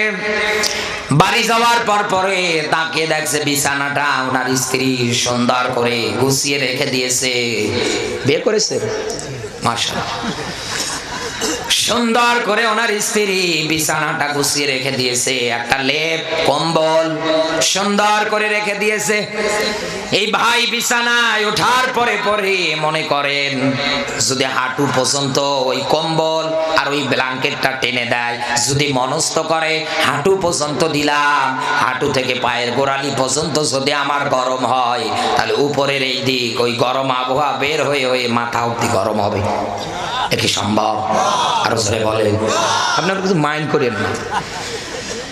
ওনার কাছে যেমন এটা ভুল ধারণা যে আমার এই পর্যন্ত দিলেই আমি গরম হয়ে যাব না। গরম যদি পেতে চান শীতের দিনে, অবশ্যই অবশ্যই আপনাকে পরিপূর্ণভাবে লেপের নিচে ব্ল্যাঙ্কেট কম্বল যেটা আছে এর নিচে সুন্দর করে ডগার পরে মুড়ি দিয়ে থাকা লাগবে, তাহলে না গরম ধরবে। এই দুনিয়ার ময়দানে আপনি ইসলাম পরিপূর্ণ মানার পরে দেখেন তো এই দেশে কোনো চোর সিটার বাটপার থাকে কিনা? থাকবে না তো। আপনি ওই রকম আংশিক মানেন আর আংশিক মানেন না, স্লোগান দেন আমি শান্তি চাই, আমি শান্তি চাই। পরিপূর্ণ ইসলাম দুনিয়ায় মেনে নিয়েছিল, ইসলামের প্রতি অবিচল ছিল ওই সময় রাষ্ট্রনেতা হযরত ওমর। দেখেন তিনি কি রকম শান্তি জমিনে বাস্তবায়ন করতে পেরেছিলেন। দুনিয়ায় একটা মানুষ যদি এই পর্যন্ত কম্বল আনার পরে ও যদি শান্তি না পায়, তা আপনি পরিপূর্ণ ইসলাম না মেনে আপনি শান্তি পাবেন কেমনে? আপনি মানে কোরআনের বিধানটা পরিপূর্ণ করে বিচার করার ক্ষেত্রে, রাজনীতি করার ক্ষেত্রে, অর্থনীতি করার ক্ষেত্রে, এই আপ জানেন না আমায় ইয়াবতাকি গায়রুল ইসলামি দীনান ফালা ইউকবাল মিনহু আও হুয়া ফিল আখিরাতি মিনাল খাসিরিন। ইসলাম বাদ দিয়ে কোন মানুষ যদি বিয়ে করে, রাজনীতি করে, সমাজ, ব্যক্তি, পরিবার, সিয়াত পর্যন্ত যদি চালায়, ওর একটা ইবাদত, একটা রুকু, একটা সিজদা আল্লাহর আরশ পর্যন্ত যায়।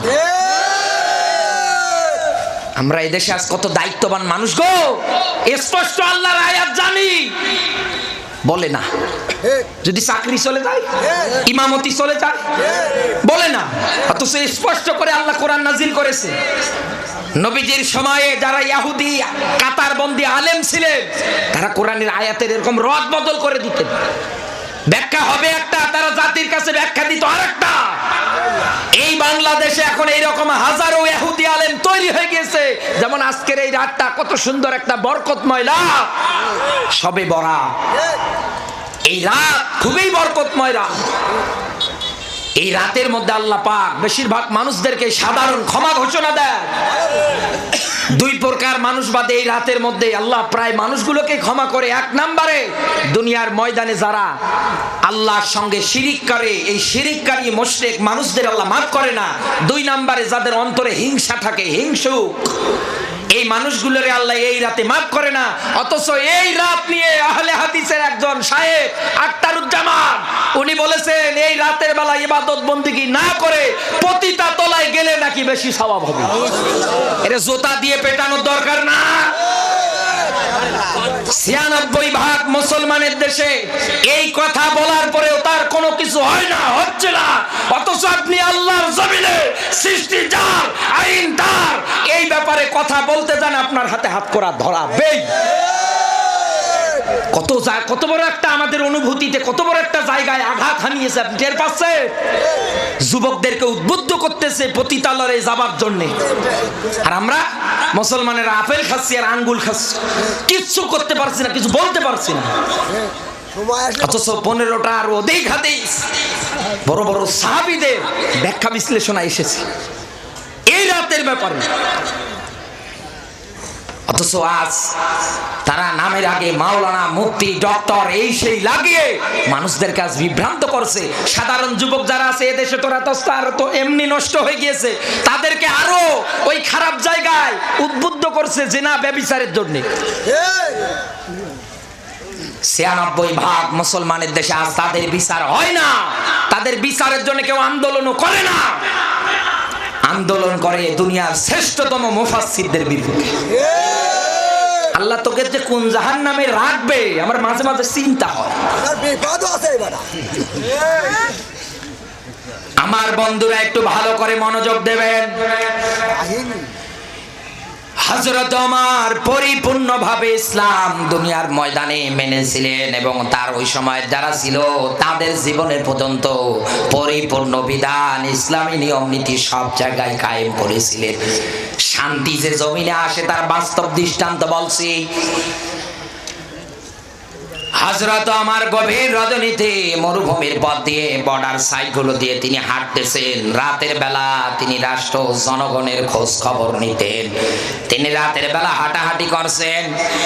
গভীর রজনীতে হাঁটতে গিয়ে একটা বাড়ি থেকে ছোট্ট বাচ্চার কান্নার আওয়াজ আসে। মা তাদেরকে বুঝ দিচ্ছে, বাবা খাবার হয়ে গেলে পরে দিয়ে দেব।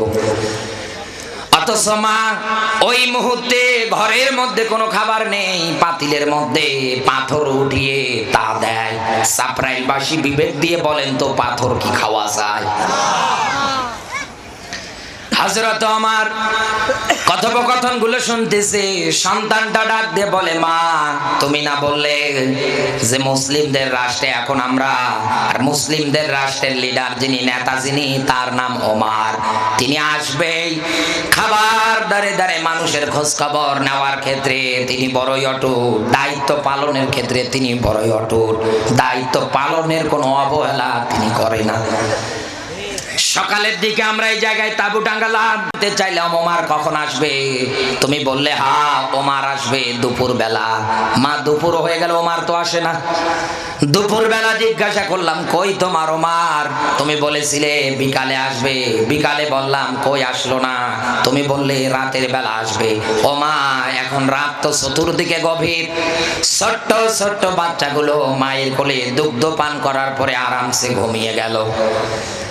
ছোট ছোট পশু পাখিগুলো তারাও মায়ের দুগ্ধগুলো পান করার পরে মায়ের কোলে মাথা রেখে আরামসে রাতের বেলা ঘুমাচ্ছে।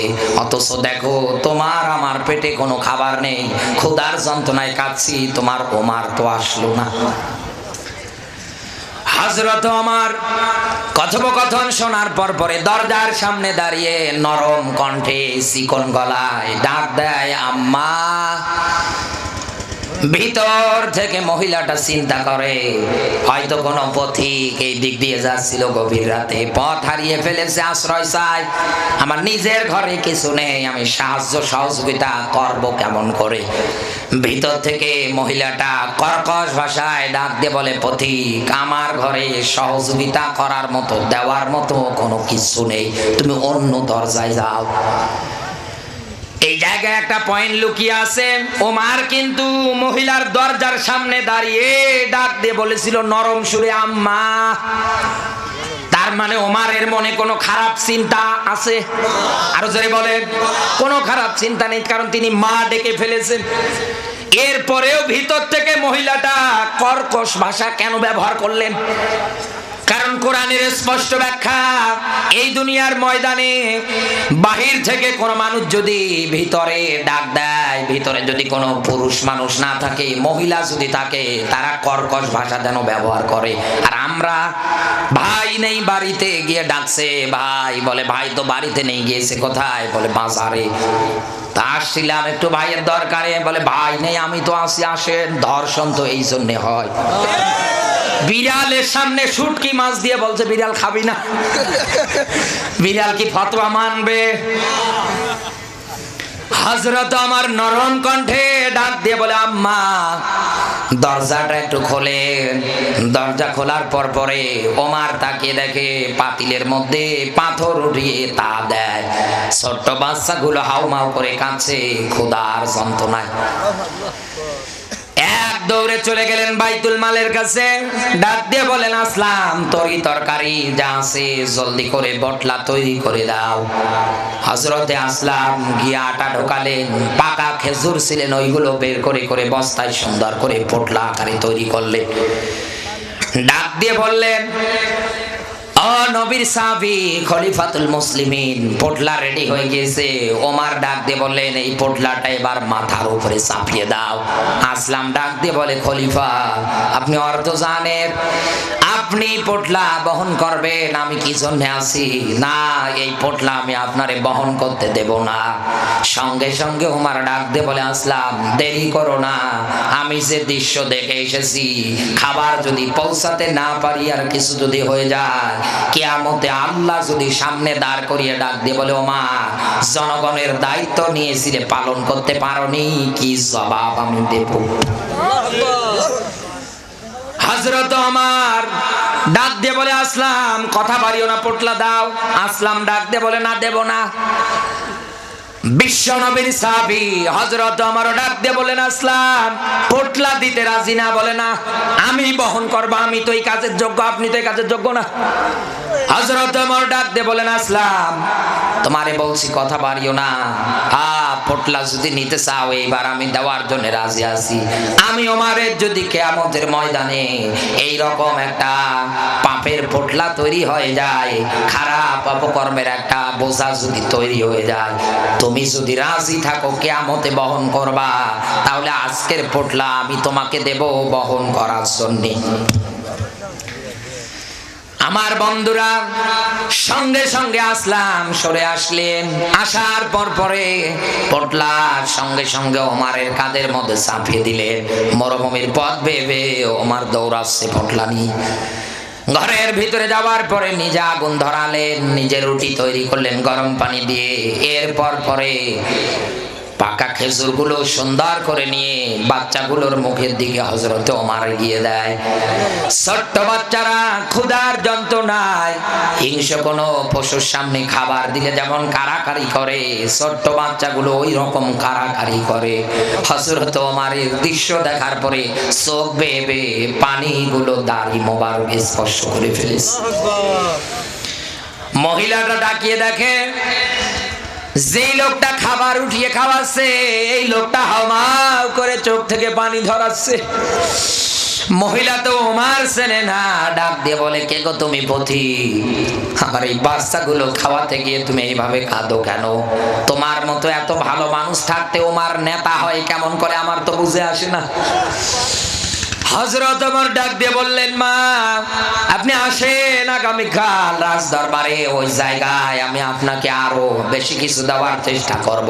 এই দেশের রাষ্ট্রনায়ক ওমরের সঙ্গে আমার ভালো বন্ধুত্ব। পরের দিন মহিলা বাচ্চাগুলোর হাত ধরে ওমরের রাজ দরবারে আসলেন। আসার পরে একজন সাহাবীকে ডাক দিয়ে বলেন, ওমর কোথায়?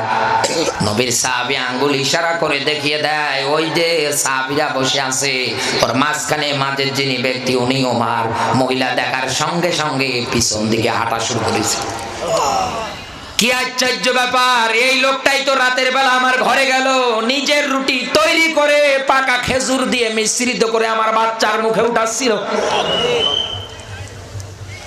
মহিলার এই হাঁটা যখনই পিছন দিক দিয়ে দিয়েছে, ওমরের নজরে পড়ে গিয়েছে। ওমর দৌড় দিয়ে বের হয়ে এসেছে।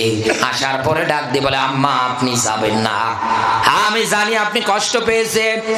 ও মা, আপনার কাছে আমি সঠিক সময় খাবার পৌঁছে দিতে পারি না, আপনি রাগ যদি হয়ে থাকে চাবুক নেন, নেওয়ার পরে আপনি আমারে মারতে মারতে আপনার রাগ কমিয়ে ফেলেন। তারপরেও হাত জোর করে বলছি, কিয়ামতের ময়দানে আল্লাহর আদালতে আমার বিরুদ্ধে মামলা দিয়ে না। মহিলা ডাক দিয়ে বললেন, খলিফা আমি তো আশঙ্কা করছিলাম, কারণ আমি তোমাকে রাতের বেলা বলে ফেলেছিলাম না চেনার কারণে তোমার মতো মানুষ থাকতে ওমর নেতা হয় কেমন করে? তোমার যদি রাগ হয়ে যায় না জানি আমার আবার কারাগারে বন্দী করো কিনা, এই জন্য আমি পিছন দিকে হাঁটা দিচ্ছিলাম। ওমর তো এইরকম ইসলাম মেনেছিলেন, এইরকম ইসলাম জমিনে কায়েম করেছিলেন। এরকম ইসলাম মানার পরে রাতের বেলা ঘুম নেই, মানুষের দাঁড়ে দাঁড়ে দৌড়ায়, কার বাড়িতে খাবার আছে আর কার বাড়িতে খাবার নেই এইটা দেখার জন্য। আজ আমাদের দেশে কত গরিব মানুষ না খেয়ে মারা যায়, আমরা খোঁজ খবরও নেই না। আপনি তো জাহান্নামে যাবেন আর জবান দিয়ে এই কারণে উচ্চারণ করে বলবেন, ক্বালু লাম নাকু মিনাল মুসাল্লিন। আল্লাহ দুনিয়ায় আমরা এতিম মিসকিন যারা আছে এদেরকে আমরা খাবার দিতাম না, আমরা নামাজ পড়তাম না। ওয়া লাম নাকু নুতঈমুল মিসকিন, দুনিয়ায় এতিম মিসকিন যারা আছে এদের পাশে দাঁড়াতাম না। ইসলাম যদি আপনি পরিপূর্ণভাবে মেনে নিতে পারেন, এই জমিনের ময়দানে এই রকম শান্তি আপনি কিন্তু দেখতে পারবেন। আর মুনাফিক যারা হবে তারা কোনোদিন দুনিয়ায় পরিপূর্ণ ইসলাম মানে না, ওরা আংশিক মানে আর আংশিক মানে না, সুবিধাবাদ আর জিন্দাবাদ। কোরআন থেকে আলোচনা ব্যাখ্যা বিশ্লেষণ করবেন, বলে হুজুর আর ওয়াজ পাই না, শুধু জিহাদের ওয়াজ করে। এই কথা বলেন না, ইউকাতিলুনা ফি সাবিলিহি। গভীর রাত হয়ে গিয়েছে, এই দুইটা পয়েন্ট আপনি মনে রাখবেন। এই দুই প্রকার মানুষের বিরুদ্ধে এই জমিনে লড়াই আর সংগ্রাম করা কিন্তু ফরজ। এক নম্বরে আবার বলছি, যারা কাফের, যারা অস্বীকারী মুসলমানদের মধ্যে। দুই নম্বরে দুনিয়ায় যারা মুনাফিক, এই মানুষগুলো, এগুলো কিন্তু মুসলমানের মধ্যেই বেশি পাবেন। আল্লাহ পাক যেন এদের থেকে আমাদের বাছাই ছাঁটাই করে হেফাজত করে, বলেন আমিন। নবীজির প্রতি দরুদ, মানবতার মুক্তির মডেল, মানবতার মহান আদর্শ, মানবতার শিক্ষক নবী কুর শিরোমণি মুহাম্মাদুর রাসূলুল্লাহ সাল্লাল্লাহু আলাইহি ওয়াসাল্লাম। জবান ছেড়ে কোরআনের সোনালী আয়াত আমার সঙ্গে পড়ে না। আউযু বিল্লাহি মিনাশ শাইতানির রাজিম। বিসমিল্লাহির রহমানির রহিম।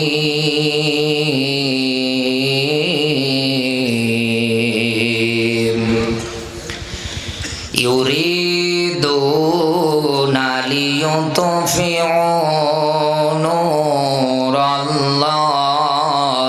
বিআফওয়াহিহিম আল্লাহু মুতিম্মু নূরিহি ওয়ালাউ কারিহাল কাফিরুন।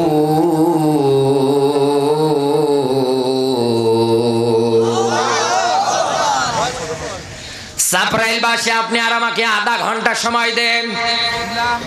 এতদিন আপনি এই আয়াত কাদের মুখে কেমন করে ব্যাখ্যা বিশ্লেষণ শুনেছেন আমি জানি না। আমি আজকে আপনাকে নতুন আঙ্গিকে একটু এই আয়াত থেকে ব্যাখ্যা করে শোনাচ্ছি, থাকবেন তো? আয়াতটা মনে রাখবেন, সূরা সফ 61 নাম্বার সূরা 28 নাম্বার পারা, প্রথম নাম্বার রুকুটা পাবেন আপনি 8 নাম্বার আয়াত। সুন্দর করে মনে রাখবেন, বাড়ি যাওয়ার পরে আমার এই কথাগুলো মেলাবেন। আল্লাহ তাআলা বলেন এই দুনিয়ার ময়দানে কাফের, বেঈমান, মুনাফিক, ইসলামের ঘর বিরোধী যারা আছে তারা চাইবে কি মুখের ফুৎকার দিয়ে ইসলামের নূর, কোরআনের নূর, আল্লাহর নূর এটা নিভিয়ে দিতে, বন্ধ করে দিতে। এতটুকুন শব্দ থাক। এবার আমরা এইটা নিয়ে একটু গবেষণা করি। আফালা ইয়াতাদাব্বারুনাল কোরআন, আল্লাহ তাআলা বলেন কি হলো, কেন কোরআন নিয়ে গবেষণা করো না? আমা আলা কুলুবিন আকফালুহা, অন্তর কি মরিচা ধরলো, জং ধরলো? এতটুকুন শব্দ গবেষণা করি, দেখি তো এই শব্দের মধ্যে আল্লাহ কি লুকিয়ে রাখলেন। এই দুনিয়ার ময়দানে আল্লাহর বক্তব্য ভাষা অনুযায়ী জানতে পারলাম কাফের, বেঈমান, মুনাফিক যারা, ওরা মুখের ফুৎকার দিয়ে আল্লাহর নূর যেটা আছে ওটা নিভিয়ে দেবে, বন্ধ করে দেবে। ওই কোরআন থেকেই আমি আপনাকে আরেকটা আয়াত বলছি, ভালো করে বোঝেন। তাম দুনিয়ায় এই যে ইহুদি, খ্রিস্টান, কাফের, বেঈমান, ইসলামের ঘর বিরোধী যারা যারা ইসলাম সহ্য করতে পারে না, সবাই কিন্তু মানুষ। সবাই আরো জোরে বলেন, সবাই কিন্তু মানুষ, একটাও কিন্তু গরু ছাগল না। কারণ কোন গরু ছাগল কোন জায়গায় আন্দোলন, মিটিং, সংগ্রাম করে কোনোদিন বলে না আল্লাহর জমিনে আল্লাহর আইন আমরা বাস্তবায়ন হতে দেব না। যারা বলে জবান দিয়ে রায় লেখে, ওরা কিন্তু মানুষ। এই মানুষেরাই চাইবে, মানুষেরা যে চাইবে কি আল্লাহর নূরটা নিভিয়ে দেওয়ার জন্য, বন্ধ করে দেওয়ার জন্য। এইবার আল্লাহর বক্তব্য দেখেন, আল্লাহ পাক বলেন খুলিকাল ইনসানা দাইফা, আমি মানুষ বানিয়েছি একেবারে দুর্বল করে। আল্লাহর ভাষায় মানুষ একেবারে দুর্বল, শুধু দুর্বল না, একেবারে দুর্বল। এদেশে আজ কত মানুষ নিজেকে শক্তিশালী মনে করে, কত মানুষ নিজেকে কত কিছু মনে করে, অথচ 10 বার বাথরুমে যদি যায় আর আসে বউকে ডাকে ফেলে মা। অথচ একটু আগে ওর কি লাফালাফি, কি ক্ষমতা ছিল। 10 বার বাথরুমে গেলে আপনার আর খুঁজে পাওয়া যায় না। তার মানে আল্লাহর ভাষা অনুযায়ী আপনি দুনিয়ায় একেবারে দুর্বল, আপনি সবল না। এই মানুষেরা মুখের ফু দিয়ে কেমন করে ইসলাম নিভাবে? 2 নম্বরে আর একটা পয়েন্ট, এই দুনিয়ার ময়দানে মানুষ যেমন ইসলামের ঘর শত্রু, মুনাফিক আর কাফের এরকম যারা আছে, তার চাইতেও ইসলামের বড় শত্রু, তার নাম হচ্ছে শয়তান। তার নাম শয়তান। এবার তাকান সূরা নিসার 76 নাম্বার আয়াতের শেষের অংশে আল্লাহ পাক বলেন এই দুনিয়া ইসলামের বিরুদ্ধে যত শয়তানি নিয়ম নীতি চক্রান্ত বাস্তবায়ন করুক না কেন, আল্লাহ তাআলা বলেন দাইফা, এখানেও বলেছেন একেবারে দুর্বল। সাপ্রাইলবাসী মানুষের চক্রান্ত দুর্বল, শয়তানের চক্রান্ত দুর্বল। মানুষের ক্ষেত্রে একটা দল আছে, তারা হচ্ছে মেয়ে মানুষ। এই মেয়ে মানুষের চক্রান্তের ক্ষেত্রে আর আল্লাহ দুর্বল দেয়নি। এইবার আল্লাহ নিজে শব্দ ব্যবহার করে ডাক দিয়ে বলেছে ইন্না কাইদা কুন্না আযীম, মেয়েদের চক্রান্ত বড়ই ভয়ঙ্কর। সূরা ইউসুফের 28 নাম্বার আয়াত। 2টা প্যান্ডেল নাকি মায়েদের জন্য করা হয়েছে। সম্মানিত মা বোনেরা যদি থাকেন একটু বোঝার চেষ্টা করেন, হেদায়েত যদি আল্লাহ কপালে থাকে এই জায়গা থেকে হয়ে যাবে। নবীজির কাছে সাহাবী আসার পরে ডাক দিয়ে বললেন হে নবী, আমার মা বাবা বেঁচে আছে, হকদার কে বেশি? নবীজি বললেন উম্মুকা, তোমার মা। এরপরে আবার বললেন উম্মুকা, তোমার মা। এরকম করে 3 বার নবীজি মায়ের কথা বললেন। চতুর্থবার গিয়ে আল্লাহর নবী বাবার কথা বললেন। তার মানে নবীজি তার মুখসিত বাণী থেকে 3 গুণ মায়ের সম্মান ইসলামের মধ্যে বাড়িয়ে দিয়েছে। এত সম্মান এত মর্যাদা দেওয়ার পরেও, বাড়ানোর পরেও বিয়ে করতে যাবেন আল্লাহর আইন মহারানা, এটা নারীদের গোপনীয় অ্যাকাউন্ট, এখানেও সম্মান। হিজাব কবুলের ব্যাপারে এই জায়গাও আগে মেয়েদের কাছে দেওয়া লাগবে, এখানেও মেয়েদের সম্মান ইসলাম বাড়িয়ে দিয়েছে। এরপরেও আল্লাহ এই রকম আয়াত কেন ব্যাখ্যা করলেন যে মেয়েদের চক্রান্ত বড়ই ভয়ঙ্কর? এ তথ্য দেওয়ার পিছনে আল্লাহর কারণ কি? সম্মানিত মা বোন যারা আছেন একটু মনোযোগ দেন। নবী ইউসুফ আলাইহিস সালাতু ওয়াস সালামের জীবনী পড়তে গিয়ে সুন্দর একটা মেসেজ, একটা বাণী, একটা বক্তব্য পাওয়া যায়। আজিজে মিশর তাকে যখন বাজার থেকে কেনার পরে নিয়ে গেলেন জুলাইখার কাছে। জুলাইখা সুন্দর এই বাচ্চাটাকে দেখার পরে ডাক দিয়ে বলেছিল, বাহ, এ তো খুবই সুন্দর, এত সুন্দর মানুষ হয়। নিজের কাছে লালিত পালিত করছে। আমি একবারে সংক্ষেপ করে আপনাকে শুধু ছাড় মর্মটা, মূল মেসেজ, মূল বাণী, বক্তব্য উঠিয়ে দিতে চাচ্ছি। জুলাইখার কাছে লালিত পালিত হচ্ছে, আস্তে আস্তে করে যৌবন প্রাপ্ত যখন হয়ে গেল, এই জুলাইখার মনের মধ্যে খারাপ বাসনা, চিন্তা ভাবনা তৈরি হয়ে গেল। দরজাগুলো একটা করে ঢোকাচ্ছে আর বন্ধ করে দেয়, এরকম করে করে সর্বশেষ দরজা পর্যন্ত নিয়ে যাওয়ার পরে সব তালাবদ্ধ। ওই জায়গায় যাওয়ার পরে জুলাইখা তার খারাপ মনের চাওয়া পাওয়া পূরণ করতে চায়। নবী ইউসুফ ডাক দিয়ে বলছেন, ইন্নী আখাফুল্লাহ, আমি আমার আল্লাহরে ভয় করি।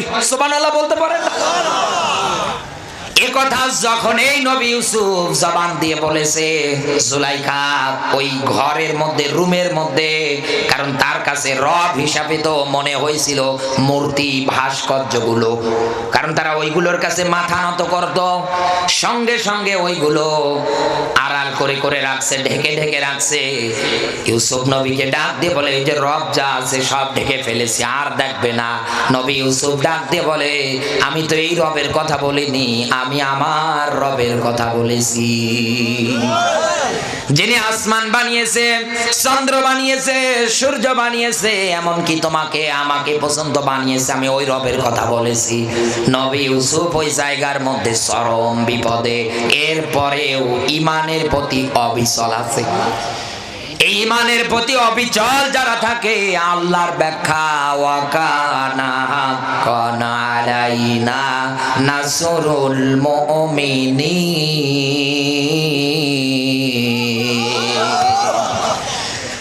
আল্লাহ তাআলা বলেন, আমার ঈমানদারেরা বিপদে পড়লে আমার পক্ষ থেকে তাদেরকে বাঁচানো, সাহায্য করা ওয়াজিব হয়ে যায়। নবী ইউসুফ ওই জায়গায় আল্লাহর পক্ষ থেকে বার্তা, মেসেজ, নবী আপনি শুধু দৌড়ান। নবী ইউসুফ যখন দৌড় দিতে শুরু করলেন, একটা একটা দরজা সব খুলে যাচ্ছে। যত দৌড়ায় তত দরজা খুলে যায়। সর্বশেষ যে দরজা আছে, এই দরজাটার যখন কাজ বরাবর হবে, জুলাইখা পিছন দিক দিয়ে দিয়েছে থাবা। যখন থাবা মেরেছে, পিছনের জামা যেটা ছিল ছিঁড়ে গেছে। সর্বশেষ দরজাটা খোলার সঙ্গে সঙ্গে আজিজে মিশর সামনে, সামনে আজিজে মিশর, মাঝখানে নবী ইউসুফ, তার পিছনে জুলাইখা। জুলাইখা যখন এই দেখেছে আজিজে মিশরকে, সঙ্গে সঙ্গে হাউমাউ করে চোখের পানি ছেড়ে দিয়ে কান্না করে, ডাক দিয়ে বলে, কারে হাত ধরে নিয়ে এসেছিল আমার কাছে? আজকে দেখো খারাপ কাজ করার জন্য আমাকে কোন জায়গায় নিয়ে গিয়েছে। নবী ইউসুফ তো ওই জায়গায় দাঁড়িয়ে অসহায়ের মতো কি বলবে, কারণ ওই জায়গায় উপযুক্ত প্রমাণ না দিলে কিন্তু ছাড় নেই। এখান থেকে আমি যুবকদের একটা মেসেজ দিতে চাই, যারা বিভিন্ন মেয়েদের হাত ধরে পার্কে নিয়ে যাও, বিভিন্ন রেস্টুরেন্টে ফুচকা এই সেই খেতে যাও, তোমাদেরকে মেসেজ দিয়ে যায়, এরকম জুলাইখার মতো হাজারো নারী এখনো দুনিয়ায় আছে। কারণ এই দেশের পুলিশ প্রশাসন এখন আগের চেয়ে অনেক দায়িত্ববান। বিভিন্ন জায়গায় ইন্টারনেটে দেখা যায়, পার্কে বিভিন্ন জায়গায় ছেলে মেয়ে ঘুরতে গেলে পুলিশ প্রশাসন ভাই যারা আছে, রাতের ঘুম হারাম করে তারা ওই জায়গাগুলোতে যায়, যাওয়ার পরে যদি কোনো ছেলে মেয়েকে পায় আর ওই জায়গায় ওই মেয়েটা যদি দেখে অবস্থা খারাপ, জুলাইখার মতো যদি কান্না করে ডাক দিয়ে বলে, স্যার এ আমার জোর করে নিয়ে এসেছে, আমি আসতে চাইনি, পুলিশ তোর পাশে, বেটা তোমার মাথা থেকে পা পর্যন্ত বাঁশ দিয়ে পেটাবে। হ্যাঁ কথা বলে, কারণ ওরা তো সব জায়গায়। নবী ইউসুফ ওই রকম বিপদে আল্লাহর পক্ষ থেকে ইলহাম জারি হয়ে গেল, হে নবী ওই যে দোলনার বাচ্চাটা কান্না করে ওকে সামনে হাজির করেন, ও আজকে আপনার সাক্ষী দেবে চরিত্রের উপরে। ছোট্ট বাচ্চাটা আনার পরে সাক্ষী দিচ্ছে, জামা যদি পিছন দিক দিয়ে ছেঁড়া হয় তাহলে দোষী হবে জুলাইখা, আর যদি সামনের দিকে ছেঁড়া হয় তাহলে দোষী হবে নবী ইউসুফ। আজিজে মিশর সঙ্গে সঙ্গে তাকিয়ে দেখে জামাটা পিছন দিক দিয়ে ছেঁড়া। এইবার মুখ থেকে বলেছিল, জুলাইখা তোমার কান্নার ছলনায়, তোমার রূপে গুণে আমি পাগল হয়ে গিয়েছিলাম, মগ্ন হয়ে গিয়েছিলাম, মেয়েদের চক্রান্ত যে এত ভয়ঙ্কর। হ্যাঁ, এখানে শুধু ঠিক বললেই হবে না, এখান থেকে শিক্ষা নেন কেন তিনি তার মুখ দিয়ে এই কথাটা বলেছিলেন আর আল্লাহ ওটা কোরআনে নোট করে দিলেন। তার মানে জুলাইখা ওই মুহূর্তে আজিজে মিশরের স্ত্রী, আর নবী ইউসুফ তার একজন কৃতদাস, একজন কেনা গোলাম। ওই মুহূর্তে যদি উপযুক্ত প্রমাণ না দিতে পারতো, নির্দোষ একটা মানুষের ফাঁসির রায় পর্যন্ত হয়ে যেত। কারণ আজিজে মিশরের স্ত্রী মৃত্যুদণ্ড রায় এটা 100% কার্যকর। আজিজে মিশর এই জন্য বলেছিলেন, জুলাইখা তোমার রূপে গুণে আমি পাগল হয়ে গিয়েছিলাম, যার কারণে এই যে আমি যদি রায় দিতাম, নিরীহ একটা নিরপরাধ একটা মানুষ দুনিয়ার থেকে বিদায় নিয়ে চলে যেত। আজও মিলিয়ে দেখেন বন্ধু, এই রকম জুলাইখার ষড়যন্ত্রের কারণে কত নিরপরাধ মানুষ দুনিয়া থেকে বিদায়। আমার বন্ধুরা একটা বারের জন্য এবার খেয়াল করেন, চিন্তা ভাবনা করেন মেয়েদের ব্যাপারে আল্লাহর এই রকম ব্যাখ্যা, কারণ আল্লাহ জানে মেয়েদের চক্রান্ত এই রকম। আমি আপনাকে আরো সহজ করে বোঝানোর জন্য আরো একটু টান দিয়ে নিয়ে যাই। 22-23 বছর ধরে একটা যুবক সন্তান মানুষ করা লাগে, এরপরে না বিয়ে শাদীর ব্যাপার। এই 22-23 বছর একটা সন্তান মানুষ করতে গিয়ে কি পরিমাণ কষ্ট শুধু মা বাবা আন্দাজ করতে পারে। বাবা মানুষের জমির মধ্যে প্রচন্ড রোদে গিয়ে খাচ্ছে, পিঠের চামড়া পুড়ে যায়। মার একজনের বাড়িতে কাজের বুয়ো রান্না বান্না করে দেয়, যে টাকাটুকুন পায় বাবা মা দুই জায়গায় একত্রিত করার পরে সন্তানের কাছে ফোন দিয়ে পাঠিয়ে দেয়। এই রকম করে অনার্স করে ফেলে, মাস্টার্স কমপ্লিট হয়ে যায়, ভালো একটা রেজাল্ট, এরপরে চাকরি পাওয়ার পরে এবার বিয়ে শাদী করে নেয়। মনে করেন এই চাপরাইলে ছেলেটার বাড়ি, চাকরি পেয়েছে ঝিনাইদহ জেলায়। এখান থেকে কমসে কম 30 কিলোমিটার মনে হয় ঝিনাইদহ শহর যেটা, ওই জায়গায় ছেলেটা ও মনস্থ করে আমার বাড়িতে আমার মা, আমার বাবা আর আমার বউ, 3টা মানুষ চাকরি করে বেতন যা পাবো নিজের পকেট খরচ এটা রাখবো, বাকি টাকা বাড়িতে দেব, খরচ করে মা বাবার বউ রান্না বান্না করে খাবে, আর আমার মা বাবা শেষ বয়সে গিয়ে আল্লাহর ইবাদতে কাটাবে। অধিকাংশ পরিবারগুলোতে ছেলেদের এইটা চাওয়া থাকে। এই যে মেয়েটা ফ্যামিলির মধ্যে ওর মা বাবার সঙ্গে আসে, এই মেয়েগুলোকে খারাপ বানিয়ে ফেলে ওর মা আর ওর বড় বোন। এই কথা বলেন না কেন? মাঝে মাঝে ফোন দেয়, ডাক দিয়ে বলে তুই কোন জায়গায়, বলে আমি তোর বাড়িতে। ও কই, বলে ঝিনাইদহ শহরে। আরে তোরে এত দূর পড়ালেখা করালাম, তোরে কি ওর মা বাবার খেদমত করার জন্য, গোলামি করার জন্য? তুই আজকেই ফোন দিয়ে বল তুমি যেখানে আমি সেখানে, তুমি নেই যেখানে আমি নেই সেখানে।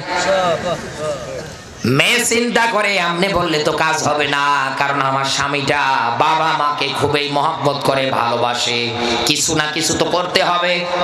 সকালবেলা উঠানের মধ্যে গম নেড়ে দিয়েছে, মুরগিতে একটু খেয়েছে, এই নিয়ে ঝগড়া।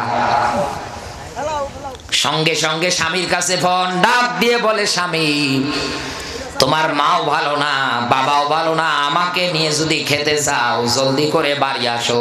স্বামী বাড়ি আসার পরে তাকিয়ে দেখে সুন্দরী বউ এমনি চামড়া ফর্সা, আরো আটা ময়দা মেখে দাঁড়িয়ে আসছে। বউ পাগলা দেওরা বউয়ের চোখের দিকে তাকায়, মা বাবার দিকে তাকায়, চিন্তা করে এত সুন্দর বউ যদি একবার হাতছাড়া হয়ে যায় আর কপালে আসবে না। এইবার মা বাবার দিকে চোখগুলো মোটা মোটা লাল লাল করে গরম ভাষায় ডাক দিয়ে বলে, হা বুড়ো বুড়ি হয়ে গিয়েছো, এখনো আক্কেল জ্ঞান হয় না। মা বাবা হাউমাউ করে চোখের পানি ফেলে কন্দন করছে আর ডাক দিয়ে বলে, বেটা রে তোর মুখে আজকে এই কথা শুনতে হবে, আগে জানলে বিষ খেয়ে দুনিয়ার থেকে আমরা বিদায় হয়ে যেতাম। কারণ আমি মা তোকে মানুষ করতে গিয়ে মানুষের বাড়ির কাজের বুয়া হয়ে গিয়েছি। 2টা মিনিট যদি সকালে দেরি করে যেতাম, সকালের নাস্তা যদি সারের জন্য 2 মিনিট দেরি হতো তৈরি করতে, আমার কত ধরনের গালিগালাজ করেছে। কিচ্ছু বলিনি আমি, শুধু তোর পরীক্ষার ফি দেওয়া লাগবে, টাকা দেওয়া লাগবে, মেসের ভাড়া দেওয়া লাগবে, এই জন্য। বাবা বলে, আমি মানুষের জমিতে কামলা দিয়েছি, এত রোদ সহ্য হয় না, মাঝে মাঝে কাজ করতে গিয়ে পিছনে পড়ে যাই, লোকজন কত ধরনের খোঁটা দেয়, এরপরেও আমি কাজ ছেড়ে দেইনি, শ্রম একাধারে দিয়ে গিয়েছি। আজকে তুই তোর বউয়ের কথা শুনে আমাদের দিকে তাকিয়ে বলিস বুড়া বুড়ি, তোদের কি আক্কেল জ্ঞান নেই? সন্তানটা মা বাবার মুখের উপরে ডাক দিয়ে বলে, আমি আর কোনোদিন তোমাদের বাড়িতে আসবো না, আমার বউ নিয়ে আমি আজকে শহরে যাব। সঙ্গে সঙ্গে কাপড় চোপড় যা আছে ব্যাগে কাটিং করে নিয়ে চলে যায় ঝিনাইদহ শহরে। মা বাবা পড়ে থাকে, একটা বাড়ির জন্য খোঁজ খবর পর্যন্ত নেয় না। বৃদ্ধা বয়সে মা বাবার খাবার নেই, মানুষের হাতে ভালো খাবার দেখলে পিছে পিছে যায়। 22-23 বছর এই সন্তানটা বিয়ে দেওয়ার আগে মা বাবার কাছে মনে হয়েছিল দুনিয়ায় বাঁচার আশার প্রদীপ আমার এই ছেলেটা। একথা বলে না কেন? চাকরি করবে, আমরা আরামে দিন কাটাবো, সুখে থাকবো, কোনো অসুবিধা হবে না। অথচ একটা মেয়ের চক্রান্তের কারণে সন্তানটা মা বাবা থেকে আলাদা, মা বাবা পড়ে থাকে, খোঁজ খবর পর্যন্ত নেয় না। ও চাপরাইলবাসী, একটা মেয়ের চক্রান্ত পরিবারে যদি এত পরিমাণে প্রভাব ফেলতে পারে, ভাই থেকে যদি আলাদা করে দেয়, রক্তীয় বোনের সঙ্গে যদি সম্পর্ক নষ্ট করে দেয়, এই রকম বৌমা যারা আছে, এমনি তো আল্লাহ বলেনি যে মেয়েদের চক্রান্ত ভয়ঙ্কর, কারণ এদের চক্রান্ত পরিবারে যদি এত পরিমাণে আঘাত এনে দেয়, রক্তীয় সম্পর্ক যদি আলাদা করে দেয়, তাহলে এই যদি রাষ্ট্রে যায়, সমাজে যায়, এই দেশে দাউ দাউ করে আগুন জ্বলবে। এই জন্যে তো এখন তামাম দুনিয়ায় আগুন জ্বলে, নেভানোর মতো কোনো জায়গা নেই। এদেরকে 2 জায়গায় পাবেন না, একটা মসজিদের ইমামতি, তার ফায়ার সার্ভিসের চাকরিতে।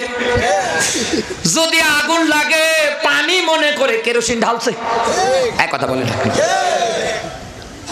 সম্মানিত মা বোন যারা আছেন, সম্মান মর্যাদার দিক দিয়ে আল্লাহ আপনাদের অনেক বাড়িয়ে দিয়েছে, তবে এমন এমন কাজ করেন আল্লাহ যেন আপনাদের হেদায়েত দান করে, বলেন আমিন। আমার বন্ধুরা, আমার মেসেজ মানে বক্তব্য আপনাকে এটাই দিতে চাচ্ছিলাম, মানুষের দুর্বলতা আল্লাহ নিজে ব্যাখ্যা করে দিয়েছে, শয়তানের দুর্বলতা নিজে ব্যাখ্যা করে দিয়েছে। এরপরে মেয়েদের চক্রান্ত, এই দুনিয়ার ময়দানে এরকম করে যতই হোক না কেন, তারা চাইবে কি মুখের ফুৎকার দিয়ে নিভিয়ে দিতে। এখন এই শব্দটা নিয়ে আমরা একটু গবেষণা করি, নাড়াচাড়া করি, কেমন করে সম্ভব। এই ব্যাপারে আল্লাহ অন্য জায়গায় তথ্য দিচ্ছেন। আল্লাহ পাক বলেন, ওয়ালিসানা ওয়া শাফাতাইন, সূরা বালাগ 90 নাম্বার সূরা 30 নাম্বার পারা 9 নাম্বার আয়াত। একটু ভালো করে মনোযোগ দেন। ওয়াল লিসানাও ওয়াশ শাফাতাইন। আল্লাহ বলেন তোর জন্য আমি কি বানাইনি ঠোঁট আর জিহ্বা? কথাকার আল্লাহর বক্তব্য এটা। আর আজকের বিজ্ঞান প্রমাণ করতেছে, যেটা বলতেছে কোন মানুষ যদি মুখ দিয়ে ফু ফু দিতে চায়, বাতাস বের করতে চায়, অবশ্যই ঠোঁটেরও ব্যবহার লাগবে, জিহ্বারও ব্যবহার লাগবে। কথা বলেন না কেন? এই দুইটা ছাড়া কি সম্ভব? কোনদিনও সম্ভব না। এই দুইটা অঙ্গ প্রত্যঙ্গের ব্যবহার অবশ্যই অবশ্যই করতেই হবে। এই যে ভাই বসে আছে এখন এই জায়গার মধ্যে, ওনার ঠোঁট দুটো যদি আমি আটকিয়ে দেই টেপ দিয়ে, এরপরে সামনে যদি মোমবাতি দেই, নেমপো দেই, পাটখড়িতে আগুন লাগিয়ে সামনে দেই, এরপরে ভাইকে যদি বলি ভাই আপনি এই জায়গায় ফু দেন, উনি কিন্তু ফু দিতে পারবে না, কারণ ওনার ঠোঁট দুটো বন্ধ। একথা বলে না কেন? হ্যাঁ, আমি যদি ওনার ওই মুখের টেপটা সরিয়ে দেই, এরপরে যদি বলি ফু দেন, সঙ্গে সঙ্গে ফু দেওয়ার পরে নেমপো যেটা আছে এটা নিভে যাবে, মোমবাতিটা আগুন জ্বললে নিভে যাবে, পাটখড়িটা আগুন জ্বললে এটা নিভে যাবে। দুনিয়ার মানুষের পক্ষে মুখের ফু দিয়ে নেমপো, মোমবাতি, পাটখড়ির আগুন নেবানো সম্ভব, কিন্তু আল্লাহর নূর, আল্লাহর কিতাব নেবানো সম্ভব না। কারণ আল্লাহর ব্যাখ্যা ইন্নাদ-দীনা ইনদাল্লাহিল ইসলাম, আমার কাছে গ্রহণযোগ্য একটা মাত্র জীবন ব্যবস্থা, তার নাম ইসলাম। কোরআনের ব্যাপারে আল্লাহর বক্তব্য নিজে নাজিল করেছে হাফিজুন, নিজেই হেফাজতকারী। তো আল্লাহ এ ব্যাখ্যা দিল কেন?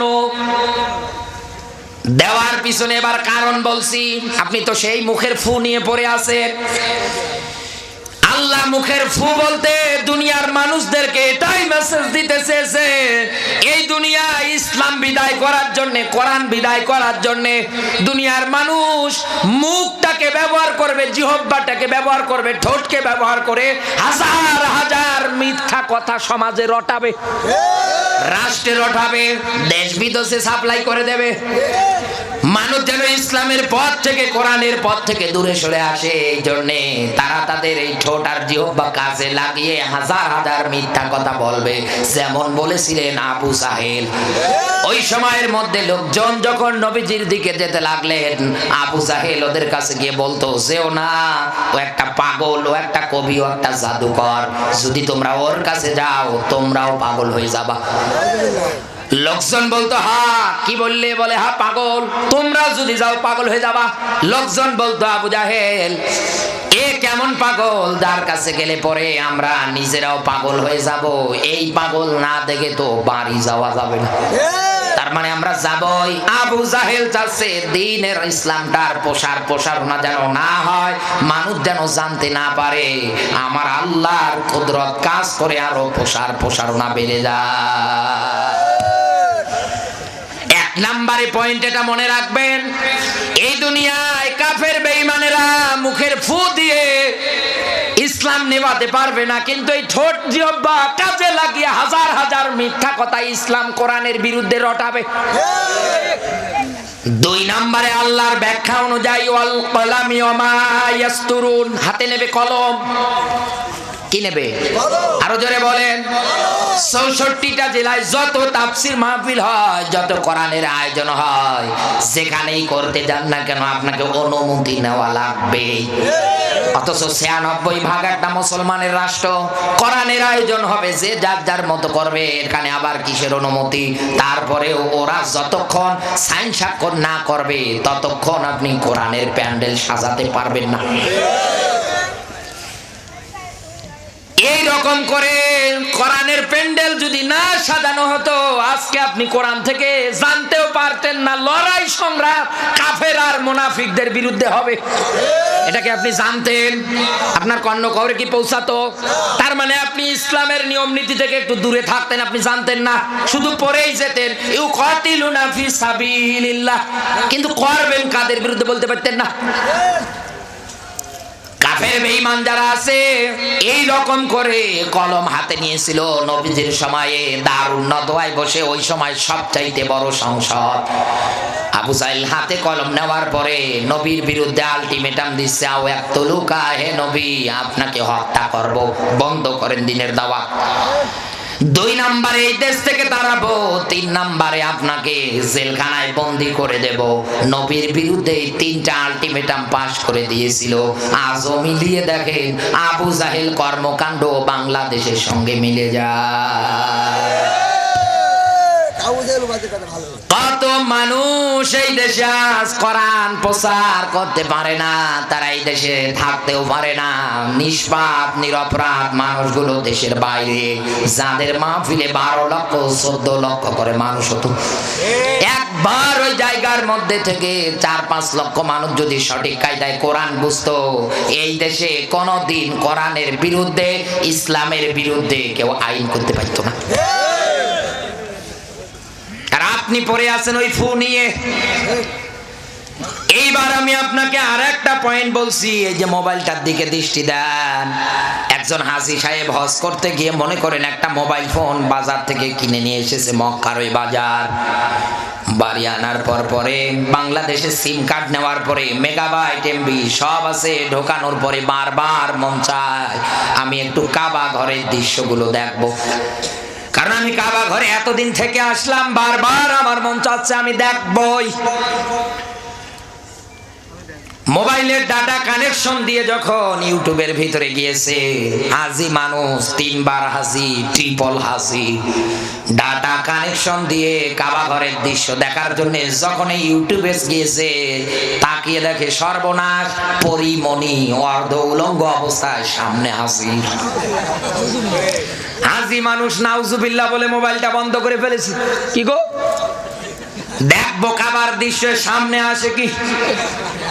দ্বিতীয়বার আবার মনে চাচ্ছে, প্রথমবার মনে হয় ভুল করে এসেছে, দ্বিতীয়বার আবার ডাটা কানেকশন দেওয়ার পরে যখনই গিয়েছে চাপাই নবাবগঞ্জে 4টা স্বামী দিয়েও হয় না, নাম তার মাহিয়া মাহি। চাচা এবার মোবাইল দূরে রেখে ডাক দিয়ে বলে সর্বনাশ, আমার দরকার নেই। বিবেকের কাছে প্রশ্ন খাটান, ট্রিপল হাজি, হাজি সাহেব না হয় পরিমণি এসেছে মোবাইল বন্ধ করেছে, মাহিয়া মাহি এসেছে মোবাইল বন্ধ করে ফেলেছে। যুবক যুবতীরা মেগাবাইট এমবি কেনার পরে এই মোবাইলে ডাটা কানেকশন দিয়ে ইউটিউবে যদি পায়, ওরা তো লেপের নিচে কম্বলের নিচে তাহাজ্জুদ পড়বে। এই কথা বলেন, মানুষদেরকে দ্বীন আর ইসলাম থেকে এই রকম করে ফিরিয়ে নিয়ে যাবে। লোকমানের 6 নাম্বার আয়াত, হাফেজ আলেম থাকলে জিজ্ঞাসা করেন। এই দুনিয়ার ময়দানে অধিকাংশ মানুষেরা বাদ্যযন্ত্র, গান বাজনা টাকা পয়সা দিয়ে ক্রয় করে, আর এইগুলো তাদেরকে আল্লাহর পথ থেকে দূরে সরে নিয়ে যায়। যে তার দলিল কই? আল্লাহ পাক বলেন ফাকাদ দাল্লা দালালাম বাঈদা। এই যে দাল্লা ইউদিল্লু বাবে ইফালের মাসদার, ওই মানুষটার কর্ম ওকে আল্লাহর পথ থেকে, হেদায়েতের পথ থেকে দূরে সরে নিয়ে যায়।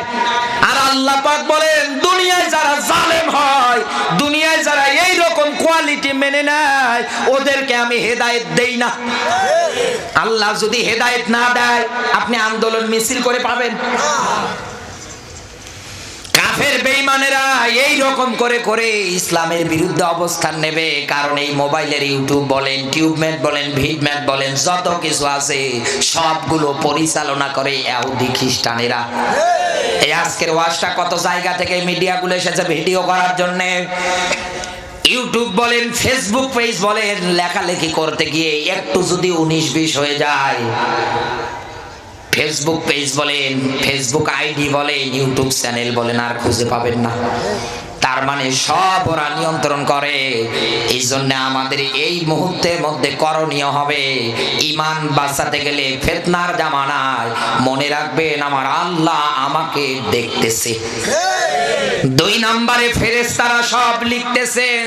3 নম্বরে মরণ আমার একদিন আসবে, মরা আমাকে লাগবে। এইবার আমার আল্লাহ এত ব্যাখ্যা, এত তথ্য দেওয়ার পরে ঈমানদারদের ঈমানটা মজবুত করার জন্য, তাজা করার জন্য আল্লাহ আরেকটা ব্যাখ্যা দিচ্ছেন। আল্লাহ পাক বলেন আল্লাহু মুতিম্মু নূরিহি ওয়ালাউ কারিহাল কাফিরুন।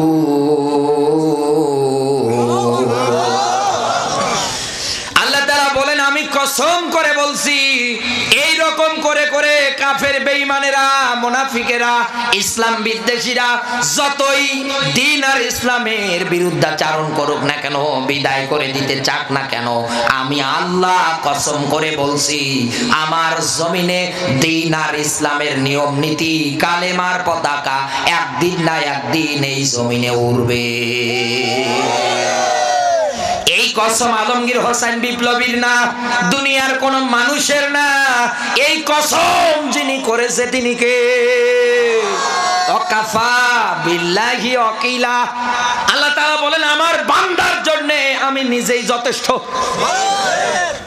এই জন্য তো জমিনে আপনি ওয়াইদ ক্বালা রাব্বুকা লিল মালাইকাতি ইন্নী জাইলুন ফিল আরদি খলিফা, আপনি জমিনের কামলা, খলিফা।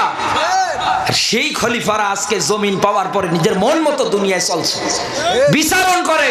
আল্লাহ পাক বলেন সাবধান, ফামাহিলিল কাফিরিনা আমহিলুম রুয়াইদা, আমি যাদেরকে একবার ধরবো, কারণ আমি আগে অপকাশ দেই, কর তুই কত করবি কর, কিন্তু আমি মালিক যেদিন ধরবো তোর বাপ বলার সময় দেব না। তার বাস্তব ফেরাউন, নমরুদ ইতিহাস সবাই জানি, নতুন করে আর ব্যাখ্যা করার কোনো দরকার নেই। জানার পরেও যদি শিক্ষা না নেয়, আল্লাহর ভাষায় ও মানুষ না, উলাইকা কাল আনআম বাল হুম আদল, দেখতে মানুষ কিন্তু ওটা চার পাওয়ালা জানোয়ারের চাইতেও খারাপ। আল্লাহ যেহেতু কথাবার্তা দিয়েছে, দ্বীনে ইসলামের নিয়ম নীতি অবশ্যই তিনি এই জমিনে প্রতিষ্ঠিত করবে। আল্লাহ যেন আমাদের চর্মচোখে দেখে মরার যেন তৌফিক দান করে, বলেন আমিন। আরো জোরে বলেন আমিন। আজ আর না, আমার এই এখানে কোথায় যেন একটা মাহফিল আছে, কি জায়গাটার নাম? বেথুলি। আমি 9 তারিখে আসবো, মার্চের 9 তারিখ, 9 তারিখে আসবো। আপনারা ওই জায়গায় আসবেন, আর ওখানকার কমিটিরা যদি থাকেন আমার চেষ্টা করবেন 10টায় মঞ্চে হাজির করতে। আমি একটা সাবজেক্ট নিয়ে, বিষয় নিয়ে ধারাবাহিকভাবে সুন্দর একটা আলোচনা সাজিয়ে নিয়ে আসবো। বসেন, মোনাজাত হবে, বসেন, এই বসেন, এখনই মোনাজাতে যাব আমরা। সম্মানিত মায়েরা যেহেতু কষ্ট করে এসেছে, আমি 2টা মিনিট মায়েদের ব্যাপারে বলছি। নবীজি বলেন নেককার নারী যারা হয় তাদের গুণাবলী অর্জন করা দরকার। কারণ আপনি চাই আপনি একজন নেককার নারী হয়ে মারা যান। দুনিয়ায় নেককার নারী যারা হয় তাদের বৈশিষ্ট্য আছে, আন্দাজে হওয়া যায় না। নেককার নারীদের 1 নম্বর বৈশিষ্ট্য, তারা দিনদারিত্বটা বজায় রাখে, দ্বীনের পথে, ইসলামের পথে টিকে থাকে। নামাজ, রোজা, হজ, যাকাত, দান, সাদকা, এরকম যত দ্বীনের বিধান আছে তারা মেনে নেয়। 2 নম্বরে তারা তাদের চরিত্রের হেফাজতকারী হয়। 3 নম্বরে সম্পদের হেফাজতকারী হবে স্বামীর। সম্মানিত মা বোনেরা থাকলে একটু মনোযোগ দেন। কেন আপনি আপনার চরিত্রের হেফাজতকারী হবেন? কারণ নবীজি বলেন তোমরা আমাকে 2টা জিনিসের গ্যারান্টি দাও, একটা জবানের আর একটা লজ্জাস্থানের। এই 2টা জিনিসের যদি গ্যারান্টি দিতে পারো, আমি নবী তোমাদের জান্নাতের গ্যারান্টি দিয়ে দেব। কারণ লজ্জা এমন একটা বিষয়, আল হায়াউ সুবাতু মিনাল ঈমান, লজ্জা হচ্ছে ঈমানের, আল হায়া ঈমানের একটা অংশ। ঈমানের 70টার অধিক শাখা পোশাখা, তার ভিতরে এইটা একটা। সম্মানিত মায়েরা, এরপর পরে আপনি এই দুনিয়ার ময়দানে চেষ্টা করবেন ঘরে অবস্থান করার। বাইরে যদি আসেন পর্দা প্রতিষ্ঠা করে বাইরে আসেন, কারণ আপনিও বাঁচবেন, যুবকেরাও বাঁচবে। তাহলে আর এদেশে ধর্ষণ হবে না। আপনি যত শর্ট কাপড় পরবেন, যত উলঙ্গ হবেন, বেহিয়াপনা দেখাবেন, এদেশে তত ধর্ষণ বৃদ্ধি হবে, কমবে না। কারণ মেইনলি এই দেশে ধর্ষণ বাড়ার পিছনে মেইনলি কারণ হচ্ছে পোশাক। মেইনলি কি? পোশাক। আমি ইন্ডিয়াতে প্রায় 20 দিন একাধারে সফর করে দেখেছি ওই দেশে কি হালচাল। আল্লাহ, এত বাজে অবস্থা ওই দেশে, এত খারাপ অবস্থা। সম্মানিত মায়েরা যারা আছেন আপনারা, ওরা তো হিন্দু, আর ওদের আদর্শ তো আমাদের না, ওদের অনুসরণ তো আমাদের না। আমাদের অনুসরণ এইরকম, এমন বোরকা পরে রাস্তায় যাবে, ভিতরে 24 বছর যুবতী আছে না 80 বছরের মহিলা আছে, যেন বোঝা না যায়। আর এরা এমন কায়দায় বোরকা পরে, পিছনে আবার টাইট দেয়। এই কথা বলেন না কেন? আল্লাহ আমার এই মা বোনগুলোকে যেন হেদায়েত দান করে, বলেন আমিন। সম্মানিত মায়েরা মাঝে মাঝে বলে আমি খাদিজাতুল কুবরার সাথী হতে চাই, খাদিজাতুল কুবরার সঙ্গী সাথী হতে চাই মরার পরে। খাদিজা একজন মুশরিকা নারী, তার ব্যাপারে মানুষের অভিমত কি, বক্তব্য কি দেখে। ওই সময়ের মধ্যে আরব জাহানের মধ্যে নবীজি মুহাম্মদুর রাসূলুল্লাহ সাল্লাল্লাহু আলাইহি ওয়াসাল্লামের 22 বছর খাদিজার সঙ্গে ব্যবসায় লিপ্ত। আমানতদারিতা বলতে খাদিজা বুঝতো না। নবীজি যখন তার সঙ্গে ব্যবসায় লিপ্ত হয়ে গেলেন, এইবার নবীজি তাকে 100 ব্যবসার যত আমানতদার নিয়েছিলেন বুঝিয়ে দিলেন।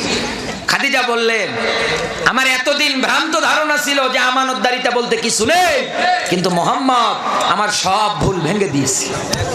সুবহান, কি আমানতদারিতা! ওই মুহূর্তের মধ্যে খাদিজা সম্পদশালীদের ভিতরেও সেই রকম, সৌন্দর্যের দিক দিয়েও সেই রকম। খাদিজার নাম আরব জানের মানুষেরা, ধনীরা শুনলেই বলতো তাহেরা, সে একজন সতী নারী, সে একজন পবিত্র নারী, সে একজন মুশরিকা নারী। ওই সময়ের মধ্যেও সে কালেমার দাওয়াত পায়নি, এরপরেও মানুষের ডাক যে খাদিজা একজন সতী নারী, পবিত্র নারী। আরবদের ইতিহাস পড়ে দেখেন, যে নারী যত বেশি সৌন্দর্যবান তার চরিত্র কত খারাপ ছিল।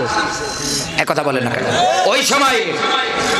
আর খাদিজাতুল কুবরা এত সৌন্দর্যবান হওয়ার পরেও মানুষ তার ব্যাপারে ডাক দিয়ে বলতো, সে তো একজন সতী নারী, সে তো একজন পবিত্র নারী। আর আপনি মুসলমানের ঘরে জন্মগ্রহণ করে বেড়ে উঠলেন, আপনার ব্যাপারে বিয়ে দেওয়ার সময় কেউ যদি এসে জিজ্ঞাসা করে, ভাই অমুক বাড়ির মেয়েটার সঙ্গে আমার ছেলের বিয়ে, বলতে ভাই সর্বনাশ। কেন? বলে উপরে ফিটফাট ভিতরে শেষ। এই কথা বলে না, খবরদার ওই মেয়ের কাছে যাইবেন না। সম্মানিত মায়েরা যারা আছেন, এমন সুন্দর একটা জীবন আপনি যেন গঠন করতে পারেন, মানুষ যেন আপনার ব্যাপারে কুরুচি সম্পূর্ণ বক্তব্য যেন না দেয়। আল্লাহ পাক আমার মায়েদেরকে হেফাজত করুক, বলেন আমিন। আরো জোরে বলেন আমিন।